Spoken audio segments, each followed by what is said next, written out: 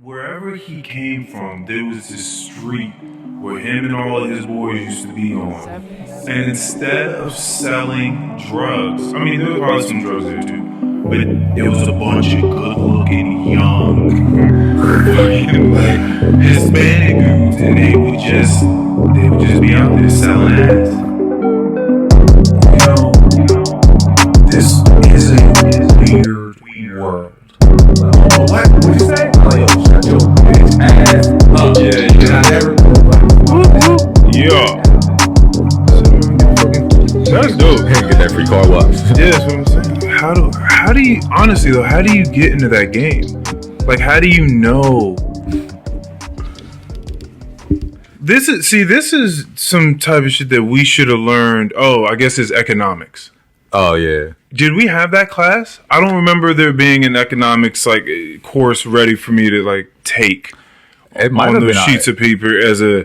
I remember there being again the future, because this would have been a part of the FBLA. Yeah, the whole future business I leaders. couldn't think an acronym, but yeah. Did you take any of those business classes? Nah.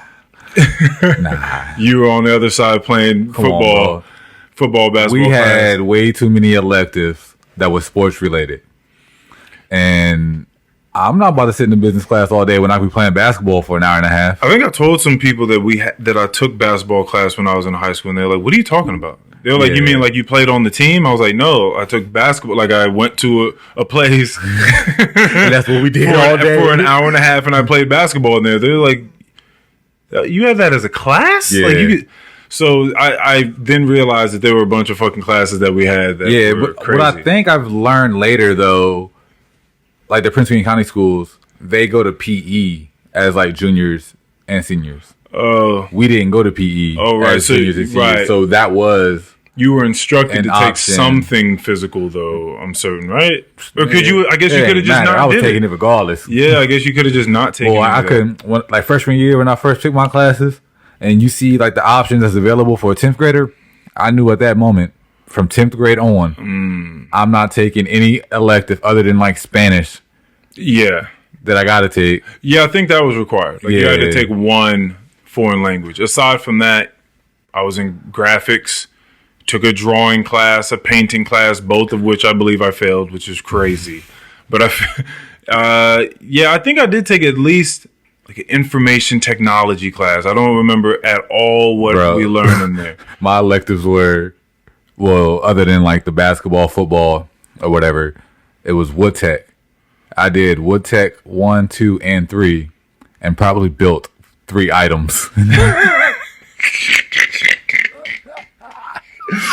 a minute, this was the teacher you had that would play movies or something? Yeah, I think it's Mr. Ebert or some shit. I can't remember what his name was. But anyways, I swear this nigga had to be a stoner, dog. Like looking back at it now? Looking back, bro, look. Every day we would go to class, and nobody ever failed this class. So that's how I made it through 3 years of it. Until there was no more left to take. I beat them all. I beat all the levels. Yeah. But anyways, he would come to class. He would just put on Napoleon Dynamite. Out of all movies, he loved Napoleon Dynamite. So we just sitting in the class. He'll just start playing Napoleon Dynamite, bro. And this is every class. Whoa. Right? That's a little weird. He would dip and be gone for 30 minutes and come back with a big ass sandwich like he was on Scooby-Doo or some shit. And he would eat that motherfucker in the back of the class, and he would geek like it was his first time seeing this movie.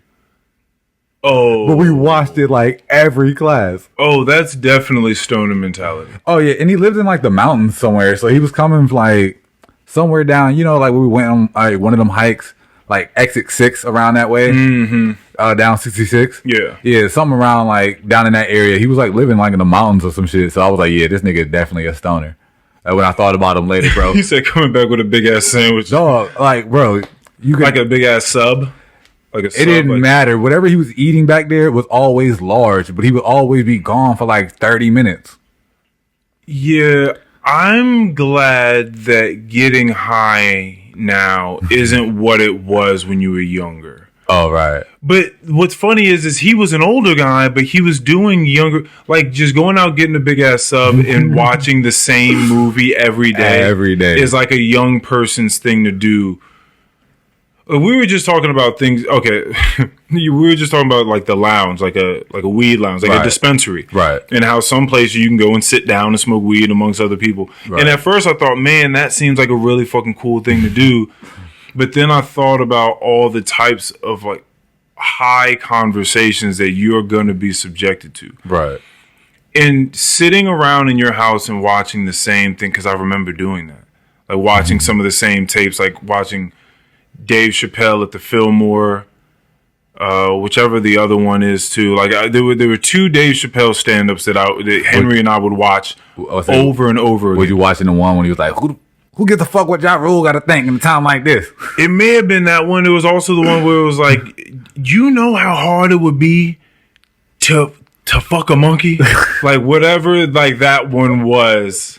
I forgot which one that was, but you know how hard it would be to catch a monkey, because he was talking about the advent of AIDS, like where AIDS came from, and they felt like it came from fucking a monkey. He was just like, do you know how difficult it would be to catch a monkey and then to fuck it, right? Like, and not have it rip your dick off? Like, that's crazy. Yeah, have some real talents. But yeah, no, I used to watch that like with Henry a lot, and sometimes I would think like, why do we keep watching the same things over and over again? Like we would watch Aqua Teen Hunger Force from Cartoon Network, like Adult Swim. We would watch a ton of the same shit over and over again. But it was like, it's something about just getting high and sitting around. I'm so glad that I don't do it the way that I used to do it. But that's what it seems like your teacher was doing.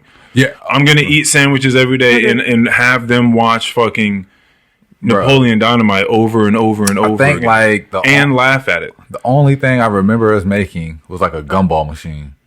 But I think, that's pretty cool. Yeah, it was pretty cool.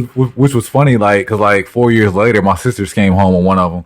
I was like, oh shit, y'all in that class too? I was like, y'all ain't finna make shit, but that's cool. Y'all made a gumball machine. But economics would have been nice. It would have been nice to know. Because again, for whoever the fuck opened up this gas station, or not this gas station, but the car wash, yeah, I want to know how they knew to open up a car wash. Yeah, because I doubt there's a message board out there saying, hey man, Ashton Road is lacking a car wash. Hey bro, where can I wash my car at? And we live here and have lived here, so I'm thinking, and then like that completely blindsided me. Like I saw this and I'm like, damn, I would have never thought about that, but yet I'm living here. So like, what else am I not seeing? Like, what do we need? What's even wild about that car wash is there was a hill right there. They cut all that shit out to put that car wash right there. Yo, cutting out a hill, carving out a hill to put a car wash down is crazy. But again, even just to have the idea of having a car wash, like I want to know how you get in touch with the economy that way, where you just know, like, if we open up a car wash right here, we're gonna go crazy. Like whoever put it there, they probably did look around the area. Like, what do we need? Like, if you were a business owner in Manassas, like you could pop up anywhere, have any business. What do you think? What would go crazy in Manassas? We have a ton of places to eat. Yeah, pizza places, steak houses. We have movie theaters. We have putt-putt golf. We have plenty of ice cream places. Right. Nathan's, Baskin Robbins, Cold Stone. Honestly, I guess, well, this would be probably the hardest thing, but like some sort of like an amusement park. And not even, it ain't even got to be a real amusement park. Like, let's just say, like the fairgrounds. Yeah, like something like a carnival that. Type of thing. Like, but like more permanent, right? And more permanent rides that can be better. Like, so it wouldn't have to be something huge, and you know, because they have space there where they can do like small events and things. Yeah, you know, like when they have like little monster trucks and shit over there. Yeah, so they can host other events. They can host a fucking rodeo, or you know, somebody might want to come over there and play some rugby or some shit. I don't know. They can host different events in that fairgrounds area. Also, they got like little pavilions and shit, so you can have conventions and other things down there. So it wouldn't even have to be just a carnival or whatever the case may be. Yeah. But like some kind of attraction that people, you know, like, you know how we have Splashdown and you're on 66 and there's really signs that says next exit Splashdown. You're like, yo, we don't think of it as, yo, motherfuckers come from other places to come to Splashdown? supposedly biggest water park in Virginia. Oh, wow. Or at least Northern Virginia, from what I understand. That's new to me. Yeah. But yeah, because when you go to Splashdown and the times you've ever been to Splashdown, you probably haven't seen many people that you knew there, but you've seen a lot of motherfuckers there. Yeah. Which is crazy. So like something like Splashdown, but obviously not a water park. Right. Let's make it more of a adventure type park or something like that. That's what I think could, because, you know, we got some adrenaline junkies around, so. Wait, didn't you just tell me a story about something closing down because someone got shot there? Or something, like someone was trying to someone opened up a business to give people in the inner city somewhere like some more opportunity. But then I think someone got robbed there, or like they robbed the place. Like the place got robbed. I forgot what it was. Were we talking about food? Maybe we were talking about food. Something opened up, and we were talking about it being like in the inner city, and they had opened it up, and it may have even been like a famous person that opened it up. Yeah, I'm trying to think. They opened it up, and then the place ended up getting robbed, I think. So then they were like, "Fuck it, we're out of here," and they pulled it from that place.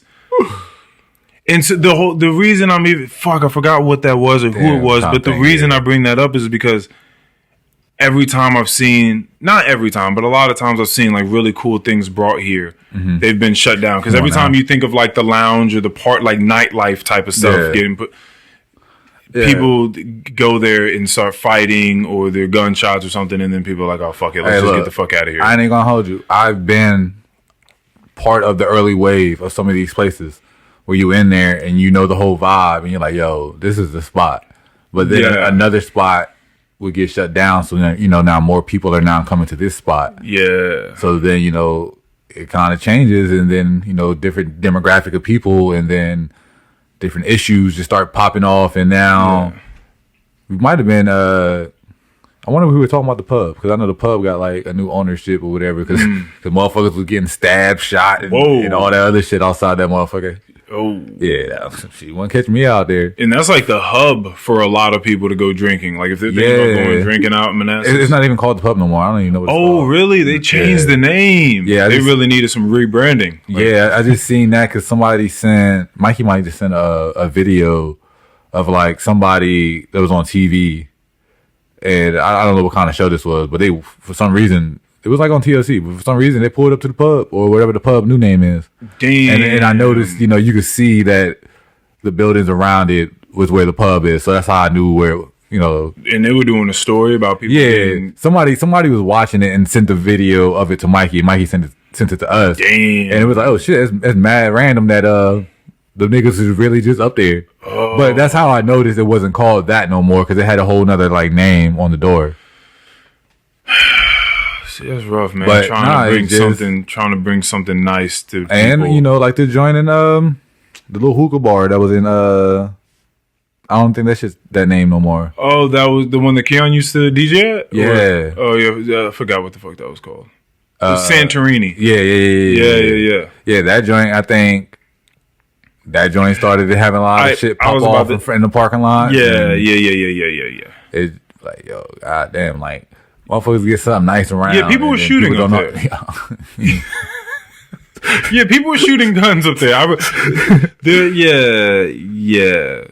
It's tough, man. You want to make something nice, and especially if you go up in a place where you're just like, man, I want to give back. Like, I want to bring something nice here. But then it's like we were talking about, alcohol being mixed in is what makes it like a weird place. Yeah. Because when I think about places that I would be open to going, right, most of them, when it comes, like I still want to interact with people. Like I want to have a conversation with, if other people are going to be there, I would like to have the option of talking to them. Like you want to go to a social place and be social. Yes. Like, bro, turn the fucking music down, because like, why? Right. Ain't nobody even dancing, dog. Like, put on some Anita Baker in the background. Let us just talk. Something smooth or whatever in the background. And so that's why it seems like smoking seems to be so sociable. So you go to hookah bars, you go to cigar lounges, you go to these weed shops, the dispensaries with the cafes in them. Yeah. And you can sit down and have some conversation, maybe with some soft music in the background. Right. And like, that sounds fun to me. But for, but it sounds cool. No. But once you get alcohol involved, it turns people into a different beast. Yeah, like it turns you into a different human. And if you're thinking about trying to invest into something, I don't know, man. I don't know if you want to get a liquor license, because I think it's gonna get fucked up. It depends upon, again, the place that you're doing it. But if we're trying to build something here in Manassas for people, yeah. Speaking of like liquor license, it's funny you say that, because I guess my father's son, I guess is my brother. Oh shit, that nigga lived in Detroit. Right. But he like. I should have been hollering at him years ago. This nigga been running strip clubs for a minute. Really? Bro, what? What do you want to do in there? Like, what would you do? I wouldn't want to do nothing. This nigga, I'm just trying to go in there where the strippers at. Oh. I'm not trying to work there. I didn't know if you wanted like a position. Nigga, like, if my brother run this shit, like, I'm with him. Yeah. I mean, does he only have one, or does he own a series? I don't know. I just be seeing this shit on Facebook. But anyways, that nigga had lost his liquor license. Or no, he ain't lose it. So John got suspended for like 2 months because he was like, all right, no more, I guess he was having people, strippers in there dancing without registrations, people in there smoking weed. Oh, so, he just had a little... Bro, he was letting it just go. A little nasty house going on in there. He was just like, fuck it, everybody have fun. Like, nigga, you can't do that. Yeah, bro, so it's like, bro, you have to go through a lot to get these licenses, and you have to follow certain rules. What makes you think they weren't going to send somebody in there to, like a secret shopper type person to make sure that you're following all the rules? So, so I don't know. He be airing all his business out on Facebook, and it's wild because I don't even know you like that, but I know all your little personal information. Oh. So he be like roasting strippers on the Facebook and stuff. Like, so yeah, what was it? Like yesterday, I'm guessing he was trying to book some rapper up there. And he was like sending like the prices to the dude. And he was like, nothing. You don't like. He put $0 if you're an up and coming rap artist, and it was like 200 to 500 if you're known around Detroit, and then it was like 500 to 5,000 depending on like your status. So I'm thinking to myself, like, seeing that shit, like, well, one, why are you airing this out on Facebook? Because the artist declined. The artist was like, yo, I can't do this if I'm not getting paid. Yeah. So I guess he felt some kind of way and put the screenshot of their text messages on Facebook. Mm-hmm. So my mom was like, well, nigga, this is why I should be happening, because I'm pretty sure he's been through like 3 or 4 like different clubs. Like, this nigga has been the head manager or whatever the fuck he is of it. But the guy that declined the... Nah, my father's son. Yeah. That's a weird business to try to... There's just too much going on with that. Like a strip club? Because, I mean, I'm assuming there's probably some food in there. Maybe. The ones I've been to, there've been food in there. Nigga, well, there ain't no food in Vixen. Wait a minute. We didn't go to... you didn't go to that hot wing time with like me and RJ and a few other people? Because, you know, RJ used to find... Yeah, because he used to find the deal. What was that, RJ? And he was like, yo... This strip club has a wing deal today. Like, we got to go in there. It's like 40 you talking about Stadium. Oh, is that where we were? Stadium. Yeah. Nah, I ain't go to that bougie ass place. Yes, it was definitely Stadium, because I remember a stripper that he pointed out that supposedly like him and a couple of people knew there, and just like how much money she had to have been making and all the work that she got done on her and like a ton of other shit. Body's an investment, man. Oh, no, that's a huge investment. But that's the thing.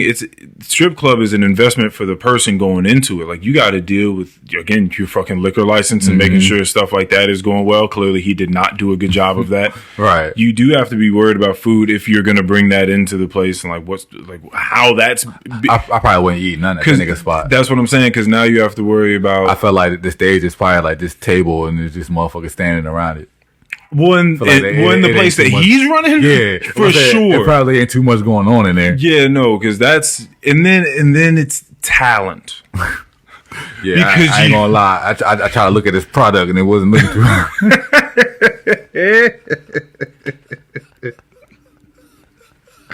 Yeah, because you have to scout for talent, but you also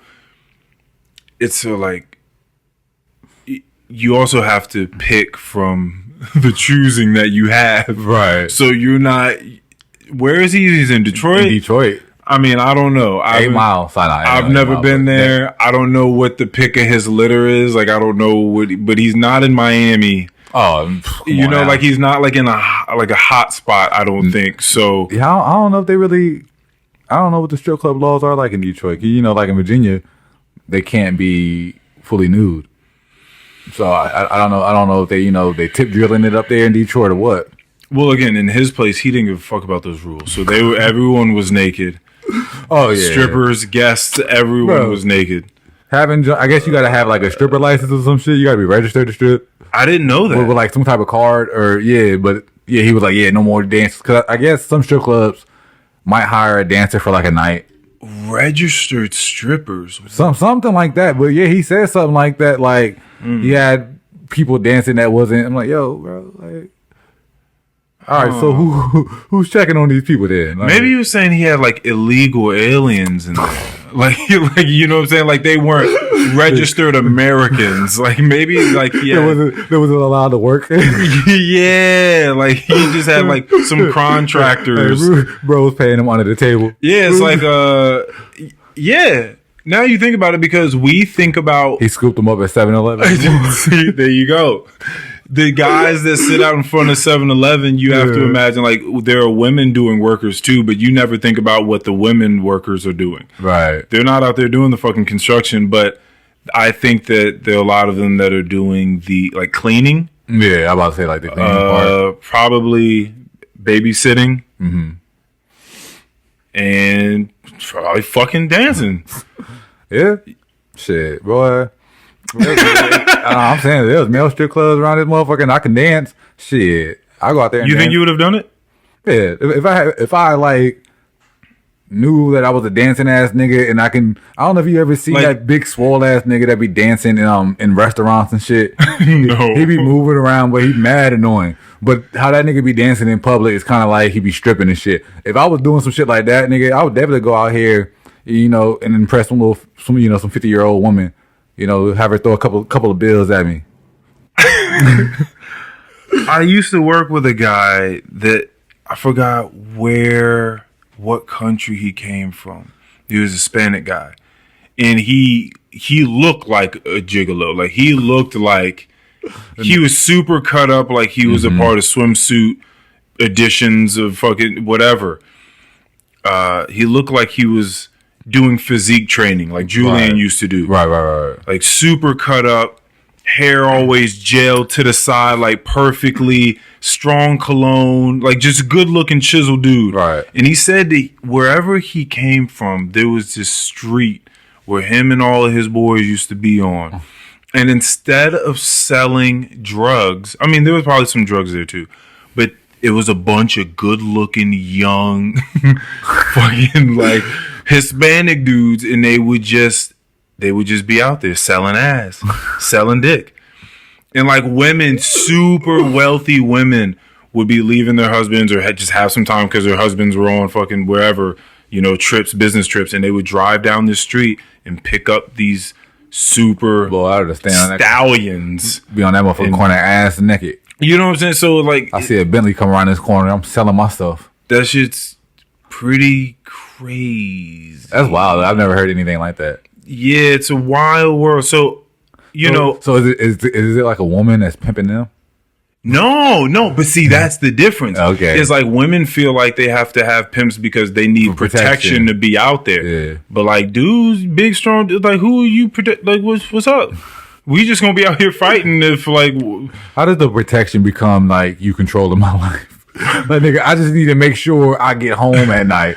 I think you drop me off over here and telling me I got to be with this person. I think pimps do that because pimps are very charismatic guys. I feel like we haven't been around pimps, but if you were around them, you'd get how they manipulate women. Oh, could it be sweet talking the shit out the motherfucker? There is sweet talk. It's like it's probably a very, very interesting balance between sweet talking and like protecting them, giving them something that they feel like. Because let's keep that in mind. First of all, most of these whores running the street. I don't know what you want to call them. Street walkers. Street walkers. These harlots will run in the streets. They probably don't have great relationships with their dads. Yeah. So we can start there. Right. And so this guy probably comes in and swoops in and is like giving him some sort of love and security. So it's like, okay, I feel like I can trust him. But then also comes around and like slaps him every now and again. Or like, you know what I mean? It's like, you got to give me. What do you think is like a real percentage that a pimp is taking? Like, nigga, he's probably taking majority. It's probably like a 60-40 split his way, if anything. Because look, he gonna say some shit like, "Look here, bitch, I need gas for my car." Iceberg Slim is from Detroit, and I think he's the biggest pimp of them all. I think he's like in history. Right. I think Iceberg Slim is like one of the biggest pimps to ever do it. He had I want to say like 16,000 or something women work for him throughout his entire reign of pimping. Like it was crazy. It was like he got started when he was young. Like in his teens or something like that, like really, really young. And he was pimping for like 14, 15 years. That's a lot of women coming in and out of your life, and you just like pimping people for like 20 He also got the coolest name. Yeah. I wish I'd have came with Iceberg Slim. Yeah, then I think he went to prison for a little while, and then he came out and wrote a book about it. Probably still pimping. This nigga got Wilt Chamberlain numbers. Yeah, but I think you just kind of treat him like shit, you know, but yeah, for a woman, that's a rough position to be a part of. Because you're going to have a bunch of weird-ass fucking dudes that are definitely going to try some shit. And so it's nice to have somebody close by with a gun that, you know. Like, yeah, nigga, I watched Hustle and Flow. Right. I see what she was going through. Yeah, that was a deep-ass movie. Hustle and Flow. Yeah. Terrance Howard brought that to life. Oh, nah, for sure, because he had the whole accent. Yeah, I really felt like he did I ain't putting no shit on top of no shit, man. Yeah, and then fucking 3 6 Mafia won like 2 Grammys or something for writing all them songs. Yeah, that was really great. That's why why they're better than you, Wale. No, I'm just playing. Hey, bro. Well, hey, I don't know what Wale's algorithms are, but he might have just been checking into like the local market. So you might pop up on his shit, and he might see you over here mentioning him, and he might pull up on you. I would love to do a podcast with Wale. Well, even though that's not why he'd be pulling up on me, but it'd be great to just do a podcast with him. I want to know what it's like to be so good at something, but still feel like you're like nobody respects you. Like nobody respects you. Nobody likes it. Like that fucking sucks, man. Like, which is crazy because, you know, a lot of people, when they talk about lyricists, Wale's in the conversation. But for him, he goes through a lot with his mental health when it comes to his music. And he's very passionate about his music, and he doesn't hide it. So, you know, like the Complex thing when he called in there, like, what did he say about this? You think Juicy J album better than mine? That's what you telling me? Because what came out like top 50 or top one of those top lists of like top albums, and Juicy J's had beat the one that had Bands or Make Her Dance on it. I don't even think Wale's album was on that list. That's crazy. So I think that's what he was upset about, because it wasn't even on there. But Juicy J was like ranked very high, so you know he got very offended about it. But I mean, I think. See, when I think about music, especially now because I listen to more things, I think about how cool it would be to be just one of these classical artists. That they just sit in a room with their friends and play. Like, you play the piano, you play the bass, I'm going to be over here playing this. Play the fucking trumpet or some shit like that, and they just play that, and then they go on about their life. I about to say they can probably just dip and not have nothing to deal with nobody. They just make music with their friends. Right. No one knows who the fuck they are unless you're in the classic music world. Right. And then in that case, I'm certain that they don't have a bunch of blogs and hit pieces. I'll say, but then again, I feel like whatever instrument you playing, certain instruments ain't getting highlighted the same way as the nigga that's on. That's what I'm saying. You know, so the nigga on the trumpet, just because, you know, that nigga can blow, like he might get respected again because he got them pipes. Right. But I still feel like it's so much better. The person on the xylophone, on that side, the person on the xylophones, and over there. But all of those guys, though, I feel like I would much rather. The point I'm getting at is I would much rather take that life. I think. Oh, I would than a rapper life. Oh, 100%. I'd much rather just make really cool music with my friends in some small studio somewhere, and then just go on about my life. I've always said, even if I was a rapper or a big artist, I would like to take the Gorilla's way to doing that. Oh, the Gorilla's way. Yeah. I've always said that. That way, like if I was talented enough as a rapper, it might just be me rapping, but I might have 4 different rappers within that. What would you and I may have talked about this before, like your artistic outlet be? Because right now you mostly, I mean, you do sports. Right. So most of it is physical, like your expression. Right. I guess. Yeah, I would say, right? Right. Yeah. Yeah, what would you do artistically if you could just like hop into something and just start doing it? Would it be like rapping? Would you want to do or if you could have a vocal coach could just come in, like what would you want to do? It will. So honestly, if it would probably be rapping just because I like music, but I would want to be able to make a certain style of rap. I don't want to rap my life. I would want to be a street rapper without those problems that come with that. So only because that's what's entertaining to me.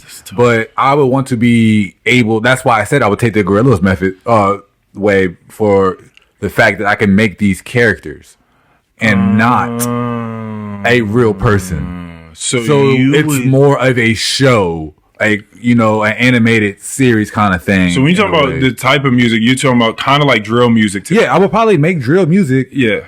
Street shit or whatever, you know, whatever the case may be, because that's what I find entertaining. Like the reason why I like No Savage is because he has raw music but he's very lyrical on top of that. But instead of talking about killing specific people, yes, I'm not. You're just gonna make it more of a general. It can just like these people in this animation. Some people can be purple. They can all look like Doug Funny, right? And the people in his world, for all I care, Like, but it would just be that style, just because that's what I find entertaining. You would just create worlds, or every song would probably be a different world, like rap, but it'd be based off the same characters. You know, you could have 4 different characters rotating. Or, you know, you can make it a group, or it can just be a group of all individual artists. And then sometimes you can, you know, make the song with all 4 or how many artists that are in it. Right. Something of that. But that's probably what I would do, just because that's what I find entertaining. Yeah. But it also, you know, if I did have a vocal coach and I could sing, definitely would be R&B, but I would make like that old school R&B. I ain't making this new shit.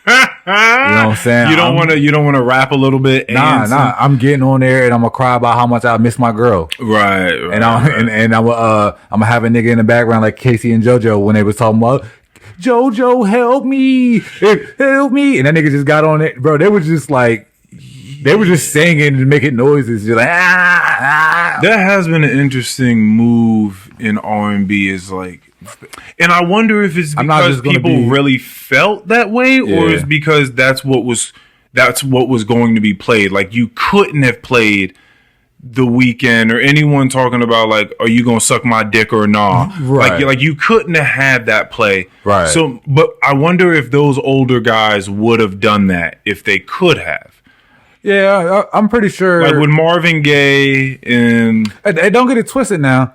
Because Barry White got Practice If You Preach. You know what I'm saying? Like, what are those lyrics? Practice if you preach. You keep telling me this and telling me that. You say it's when I never go back. But he's you said there's a lot that you're gonna teach, but here I am, baby. Practice what you preach, something like that. See, that's the thing. They were better about it. 100%. Yeah. No, of course. No, because we've been singing about fucking forever. Yeah. It's but just the way they were just more artistic. Like now, what they do now, you just being straight up like there's no art around the way that they're. Well, that's why I brought up The Weeknd on like Or Nah with Wiz Khalifa and Ty Dolla $ign. Like, are you gonna You know, like what the fuck were they saying? Can you flip that dick when you, or can you flip that tongue when you suck that dick or nah? It was a lot of shit. Right? You know what I mean? I think Ty Dolla $ign said something like, Are you gonna fix like them grits? Yeah. Them grits or not? Like it's just very direct. Right. Like, are you going to do this thing and it's called or not? So it's kind of like, well, this is supposed to be direct. Like, are you doing this thing or not? Like when you think of like the Isley Brothers Between the Sheets. But I wonder what changed. But what changed that though? Like, why did we stop wanting to do innuendos and? Probably because rap and hip hop culture just got so big, and like, fuck it, like, and that's what kind of like with the R&B guys, like they just felt that they had to be able to keep up. Definitely when you got rappers stepping in your lane, like when you got Future putting out R&B albums, but he's keeping his rap culture and his rap content, but he's singing this content, and people are going to go fuck with this because it's a different sound.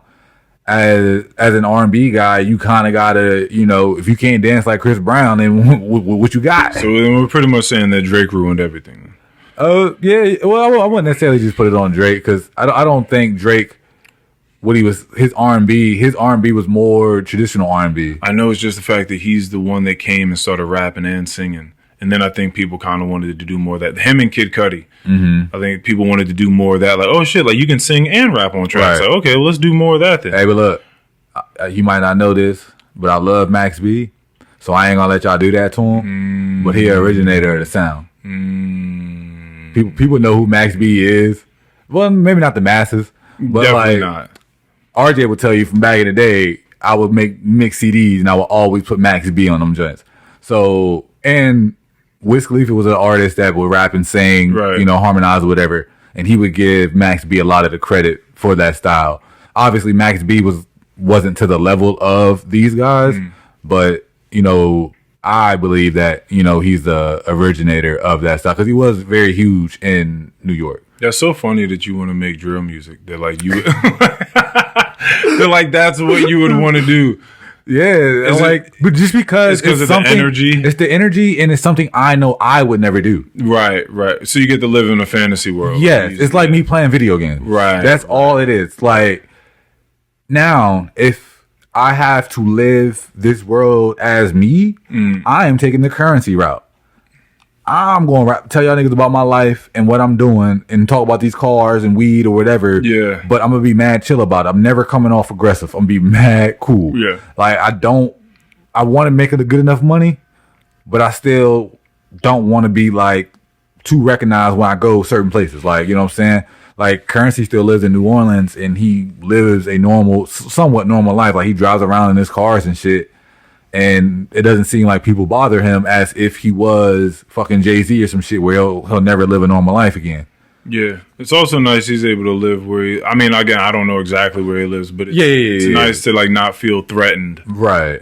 Staying roughly in because the same area. A lot of these other rappers on the other end that raps about the style we were just talking about, if they stay in their neighborhoods or their hood, or where they're from or close to it, a good percentage... A good amount of rappers that have passed or gotten killed in their neighborhoods or in their cities, somewhere, some proximity of where they're from. I think we talked about this in the chat the other day, or you brought it up that when rappers were coming around in town for a concert or something like that, you would hear rumblings of like, someone's plotting to steal their chain or beat them up. This particular moment was Young Berg. Which is hilarious. Yeah, because he was running around with the big Transformers chain. Yeah, right? At that time. Yeah, and which is funny now. Though a lot of people don't know this about Young Berg. He doesn't go by Young Berg anymore. He goes by Hitmaker, and he's one of the top producers in the game. Look at you, look. You've heard beats that he's made. People don't know that about Young Berg. That's the most of. That is, it's like one of the greatest things in like music. It's a complete 360. Like, you thought he had a few hits and he was just a few hit wonder. Cool. I rebranded. And he got funny. slaps. Yeah. Hitmaker. Yeah. You've heard that tag was on the song before. What a way to rebrand. To like kind of get out. Yeah, rebrands are crazy. Wait, look. My rap career didn't work out the way, I came in hot, faded off real quick. How can I get back? Yeah. Nigga was just, I guess, he was just producing. and kept producing, and just got better at it. And it's crazy because he's one of the top producers in the game right now. Again, today's day and age with like TikTok and whatever the fuck that you can get, that you can gain followers sitting around dancing on or talking on or whatever. People just get in the game. It's just a foot in the door. It's just how can I get some money, get some capital, and like get some resources and make some connections. And then after that, you kind of try to figure out the rest. Like I'll make some money doing whatever X, Y, and Z afterwards. So that's awesome for him to be able to do that and then just sidestep. And like no one knows who he is, and he's just sitting over here making all this music and making all this money. That's awesome. Yeah, for sure. Because I know Jaquan wish he can do the same. Yeah, for sure. I'm surprised a lot of those people haven't tried to start up a podcast. Because that's what all celebrities, just like, people already like me because I make movies or I make whatever it is I make. They probably want to see me talk. Right. So like I'm going to just set up some microphones and then we're going to start talking and we got whatever. Who's like a random celebrity you think you would enjoy like having a podcast? We can even do dead or alive because what came to my mind, person I would want to see is dead, unfortunately. But yeah, old dirty bastard. Oh, you want to see him have a podcast? I think he would just be mad entertaining in today's world. He would have been mad entertaining all the way up. Yeah, just because as the shit he was doing in the 90s. Right. Like, that's interesting. Does anyone from Wu-Tang Clan have a podcast? I don't think so. Method Man, Redman. I'm surprised Method. I would think Method Man or even. Well, wait a minute. Was Redman a part of? Nah. Redman, Method Man was just his own thing. Right. RZA doesn't. Nah, I don't think have one, and you would assume for RZA to have one. I've seen Ghostface out there though. I think he's been on the Joe Budden podcast. Yeah, he might have. Yeah. Yeah, but I don't think they have their. But they have the Wu-Tang show on Hulu. They just had the third season just came out, so I just started watching that. And so that's why, like, so now this is more centered around ODB, around like some of the shit he was going through, and running the streets and things like that. So I've always thought he was a mad, entertaining person. Yeah. And now I'm watching the show, so it's just like, yo, Old Dirty was like, because it seems like a lot of the shit that he did was just on the fly. Like a lot of the raps that he put out. Right. Like he would just show up and just put on a show. Like, you know how they had that one video, Bobby Shmurda was on the table dancing in front of all the white people? Like, yeah, so in the show, Dirty showed up to a meeting and just hopped up on the table and put on the show and just did all his little screaming and little bit of raps and shit. And they were just fucking with it. And that's how he was able to secure his solo deal and shit like that. See, he seemed like he kind of took control. Like he jumped up there and was No. This nigga was missing for like a week. He was on like a crack bench. Oh, but when he got to that meeting though. Yeah, they couldn't get that nigga there. Yeah. Yeah, it seemed like he took control. Like once he got up once he got there, he was like, I'm doing this Nobody told him to get up there. Right, he walked in there and hopped up on the table and started rapping. See, the thing that's cringe about the Bobby Shmurda video is not that you see anyone tell him to get up there and dance. Right. But just that, and it was the Atlanta did a great, rendition of this. But just seeing him up there and seeing all these people just surrounding him, looking at him, it's kind of like looking at a monkey at a zoo. Because they didn't seem interested in when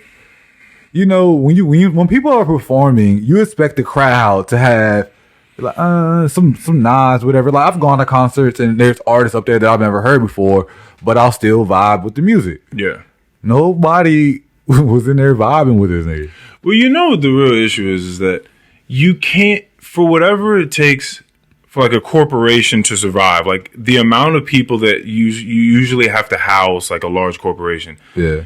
All those people cannot be lovers of what that corporation is supposed to stand for. Right. Right. Like so you're not just going to have nothing but music lovers in there working. You're going to have people that are like, listen, we got to make a nigga hot in the next 6 months. All right, cool. Let's see if he has the things that we're looking for. Not like they're not looking for what the sound. They're looking for kind of like a battle rapper when they perform. Yes, it's not doesn't necessarily have to be your content or your lyrics. It's about the whole showmanship. Exactly. Yeah. Exactly. Like if you can go up here and put on a show with your stage presence and your antics, the music ain't got to be all the way there. Yeah. Like the music just got to hit enough. The music just got to hit enough. Yeah. So the antics can really, take us to that next level. You sound like one of the execs. This is what the exec artist conversation sounds like. Hey, look, buddy. The last song didn't quite, it was there. It was there. But we didn't quite get to that level. We were here, right? We just wanted to get here. Just here. All right. Maybe next time, if you just jump up and down like 4 or 5 times. Right. Throw your hands, maybe say a few cuss words, call somebody a bitch. Right. Say fuck the police. Maybe let's say you kill 3 people in this one. Two's not cutting it, buddy. They don't believe it. Oh, but if you got 4. Man. But yeah, like... Yeah, that's what was weird about because that. That's what happens in like the battle rap world. I've watched several battle raps where I'm like, damn, this nigga killed this nigga, like lyrically. But the other person didn't have the energy. He didn't get the woes. He didn't have the stage presence. Yeah. And that shit sells. So like, and that can happen. It happens a lot in battle rap, because it's all about like matchups. Yeah. So when Joe Budden was on there, he's not a nigga that's going to get up there and get the crowd hype. He's not going to have the heavy punches. No. He's not going to know when to pause in his raps because he know the crowds are going to react in a certain way. That nigga got up there with his rapidy ass and wanted to rap a verse like he wrote a song. That don't work in battle rap. You got to have a stage presence. Yeah. So like you got to get the people involved. Yeah. You have to bring them along with the story that you're trying to tell, like as you're rapping. Yeah. Right. Like we watched fucking like New Jersey Twerk jump over a nigga and just dunk on somebody, but everybody goes crazy because it's a stage presence. It's so crazy how battle rap has like the evolution. Yeah, I know, crazy. Right? Because at one point it was bar for bar. Like we're gonna be here in this room. There's no big crowd. There's no mics. If you cannot hear us, like when Reed Dollars was like popping, it's bar for bar or round for round, and then at the end we'll see who won or whatever. Yeah. But now it's like, nah, nigga, if you come up on this stage, you better have some stage presence. You better be able to put on a show. Don't come up here and just try to rap, give us a bunch of bars. But there's niggas that can do that, but they're very, very good. And they're far few and in between of those too. It's more showmanship. Yeah, man. If you ain't got it. It's in everything where you're going to be in front of someone. It just matters. Like when people are looking at you or they're listening to you, the way that you sound,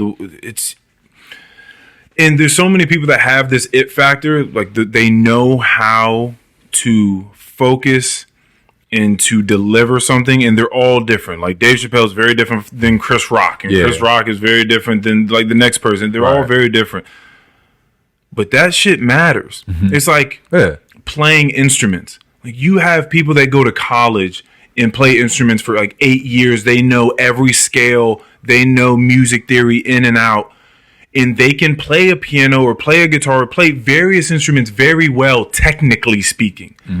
But you don't want to hear no fucking album from them. Like you don't want, because there's this thing that like they can play the notes perfectly, but there's no feeling. Like there's no soul. There's this X factor that you're looking for, and it's the same thing in performance. Like if it's not there, it's just fucking not there. Like I can't sense it. It's just like I can kind of tell that you're doing this thing better than I can. But like you don't make me feel it though. And so if you don't have connect. You just don't connect. And so I just that's rough. That's rough. Based off of that, and that's how it works for an artist like Currency. He connects with his fan base. So he doesn't have to go and do antics and jump around the stage. Fuck he can have the most chill concerts and he'll stick out there. He gets done rapping, he'll sign autographs and shit. You can, try to get your shit handed up there to the stage or whatever. So he'll do shit like that, and that's why he has his hardcore fan base. He can connect with his fans on another level. Yeah. then I guess if you're at a certain level, how can you? Because like you have so many fans and everything where you perform, they're always massive ass arenas. I wonder what the golden number is. What is if you are an artist of any sort? Mm-hmm. I wonder what just the golden number of people supporting you is. There's probably because there's like a golden number for the amount of money one can make here in America. I know there's inflation and a bunch of other shit going on that I don't understand right now. Right. But $70,000 seems to be like this number I've heard people talk about where once you make that money, you should definitely be able to have bill collectors at bay. Like you should, if we had fucking economics classes and you took some money management back in high school, maybe like you would know how to spend your money efficiently, effectively. Maybe start making some money work for you or whatever. But you would be fine. Like you would be good. I wonder if there's a golden number for the amount of support you could have where you haven't blown up in a fucking superstardom and have to deal with any of that bullshit, but. And you can also, you're not starving. Right. You can make money. You can go out places, be fine. Like, I wonder, like, if you were a music artist, like, how many fans would you want specifically? Like, there's probably a certain number where it's perfect. Like if somebody told you that you'll have 30,000 hardcore fans, which will make $100,000 a year. That right there sounds like if that was the number, like if that was a contract, like you got 30,000 hardcore fans, which meaning that they're buying enough of your stuff, right, that is generating $100,000 for you per year. That gives you a lot of money and not a lot of recognition. Yeah. So I can go out here. And then the bigger question for artists is, you can have that. But that type of garnering, right? That type of followership is going to take you 10 years. Right. Or we can get you popping in the next 6 months and you can make 500,000 followers and make $1 million per year. Yeah, but then that's the question to ask because you're like, well, what is it? Okay, I get it in the next 6 months, but like, at what cost? Right. Like how am I getting it in the next 6 months? Right. Like, what exactly does that mean? And are those followers really like? How long do they follow me for? Yeah, I'm about to say like, why are they following me so fast? My thing is when it comes to like, if I would ever be famous, I would like, or if I was like a rapper, an artist, whatever, I would like it to build up over time.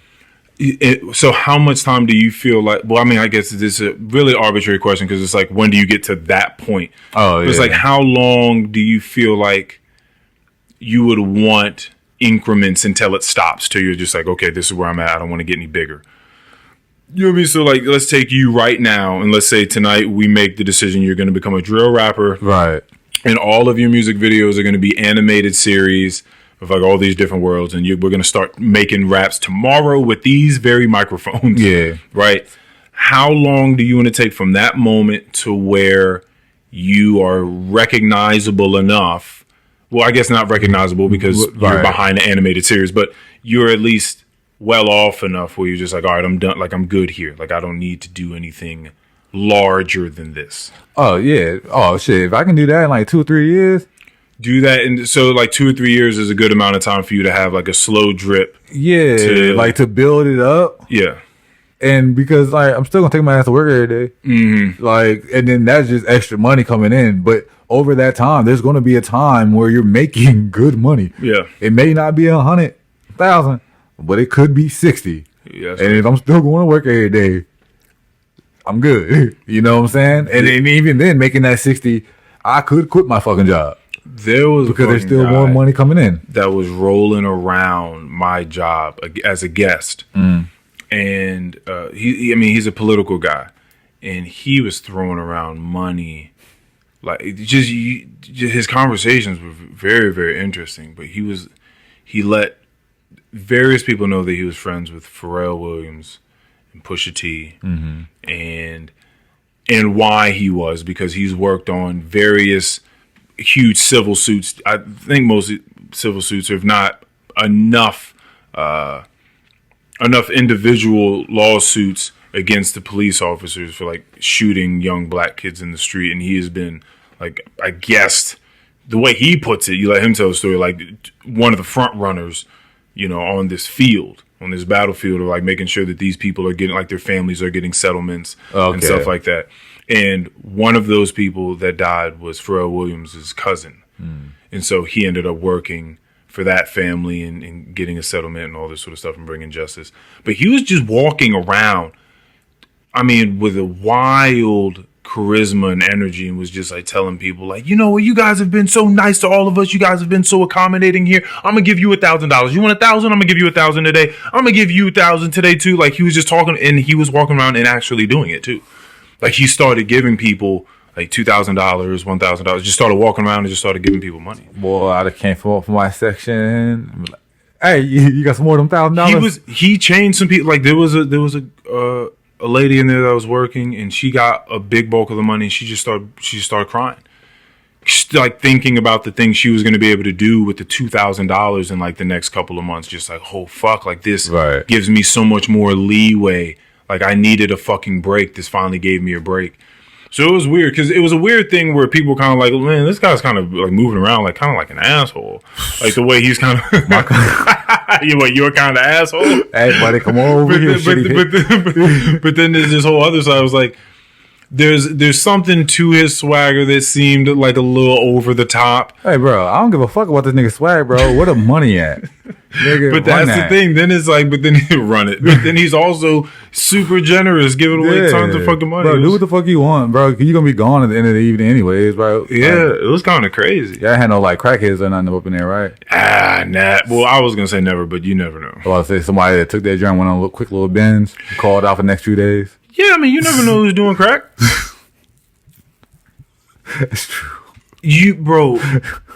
I mean, well, why are people doing crack? I'm just saying, I feel like cocaine's an option. Huge politician. So his name is Justin Fairfax. I've heard this name before. Nigga probably definitely doing some coke. Yeah, it's just interesting.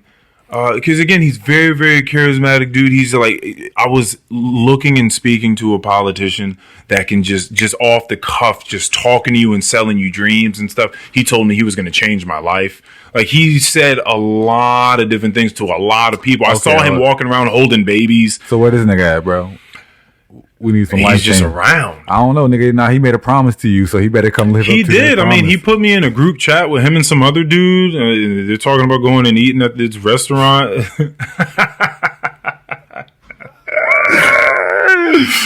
Okay. Hey, man. I know you. I don't know, but then you've been told you give off a certain vibe. That was a long time ago when I wore all my earrings. But no, there's like something weird and sort of. So you got this nigga number? I do have his number. Trying to hit this nigga up. I don't want to. There's not for you, nigga. For me. There's something about ambition that I don't have. Right. Something large about it. There's so many people, RJ and I have talked about this, that are going to succeed in life in a lot of different ways that I'm not going to succeed. And I know that. Right. And it's because I don't have the want. Like, there's like this drive in people where they want to show other people they can do stuff, or there's like something in them where it pushes them to be better. Right. A lot of the times it seems like it's a bunch of like sad shit. Like, right. Like, they didn't grow up with someone that was telling them that they were good enough, or they didn't have enough hugs or whatever. But there's something in them that's driving them, like, I need this thing. I need this thing. I don't have that. So when it comes to opportunities, like a fucking political activist of some sort giving you his number and being like, yeah, hit me and this guy up, like, we can get dinner. And like, I let it be known, like, hey, I'm me. Thank you. I'm thankful that you guys, put me in this chat and all this sort of stuff. But as far as like, everyone tells you in business to follow up. Right. Oh, I don't want to. Right.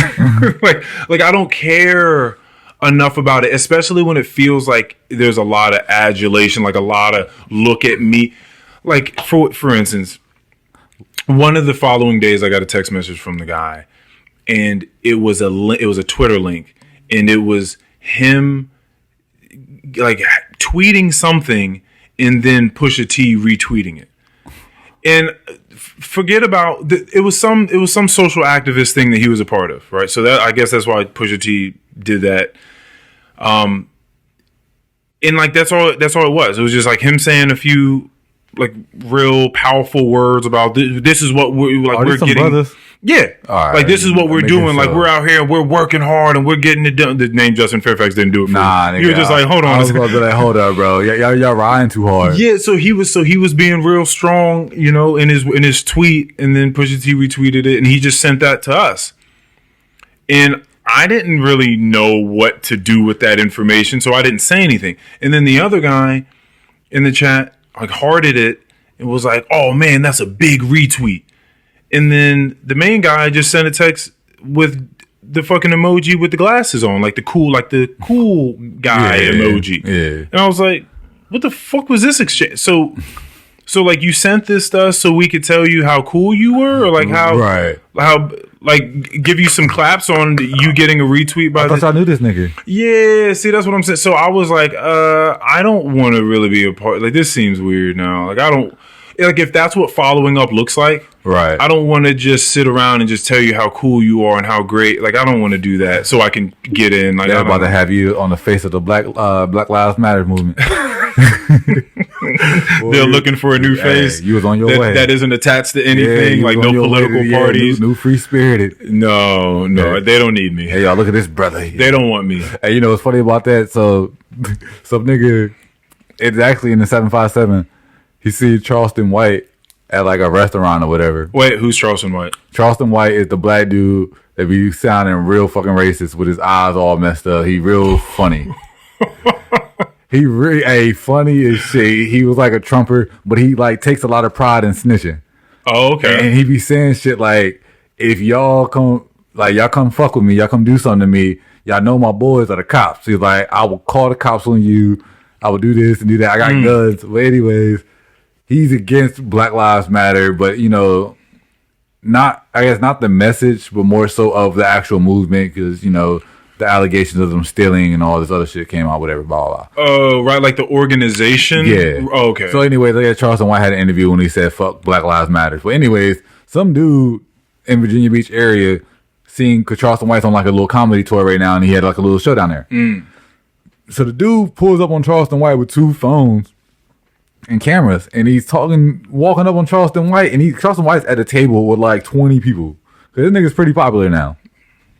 And the dude is making a scene, and he was oh, so you said fuck Black Lives Matter? You said fuck Black Lives Matter? And Charleston White was like, yeah, I said fuck Black Lives Matter. And fuck you too, bitch. And then dude was talking back, and Charleston White was like, he said, y'all ain't nothing but a bunch of gay bitches. And then the dude was like, I ain't gay. And he kept he started walking away, and Charleston White was like, but you look it. And the nigga just walked off. But the funny part of it was like, dude was looking for clout. Mm-hmm. He was looking for clout. He thought he was going to roll up on Charleston White, and Charleston White was going back down on what he said. But he did that only for Charleston White to stand on what he said and then call him gay. But I'm surprised you don't know who Charleston White is. He's hilarious. That's the thing, man. I don't support his message, but I be getting mad and entertained. You felt the same way about Trump. Like, I don't support his message, but he's fucking hilarious. Funny as shit. I never sent you that video.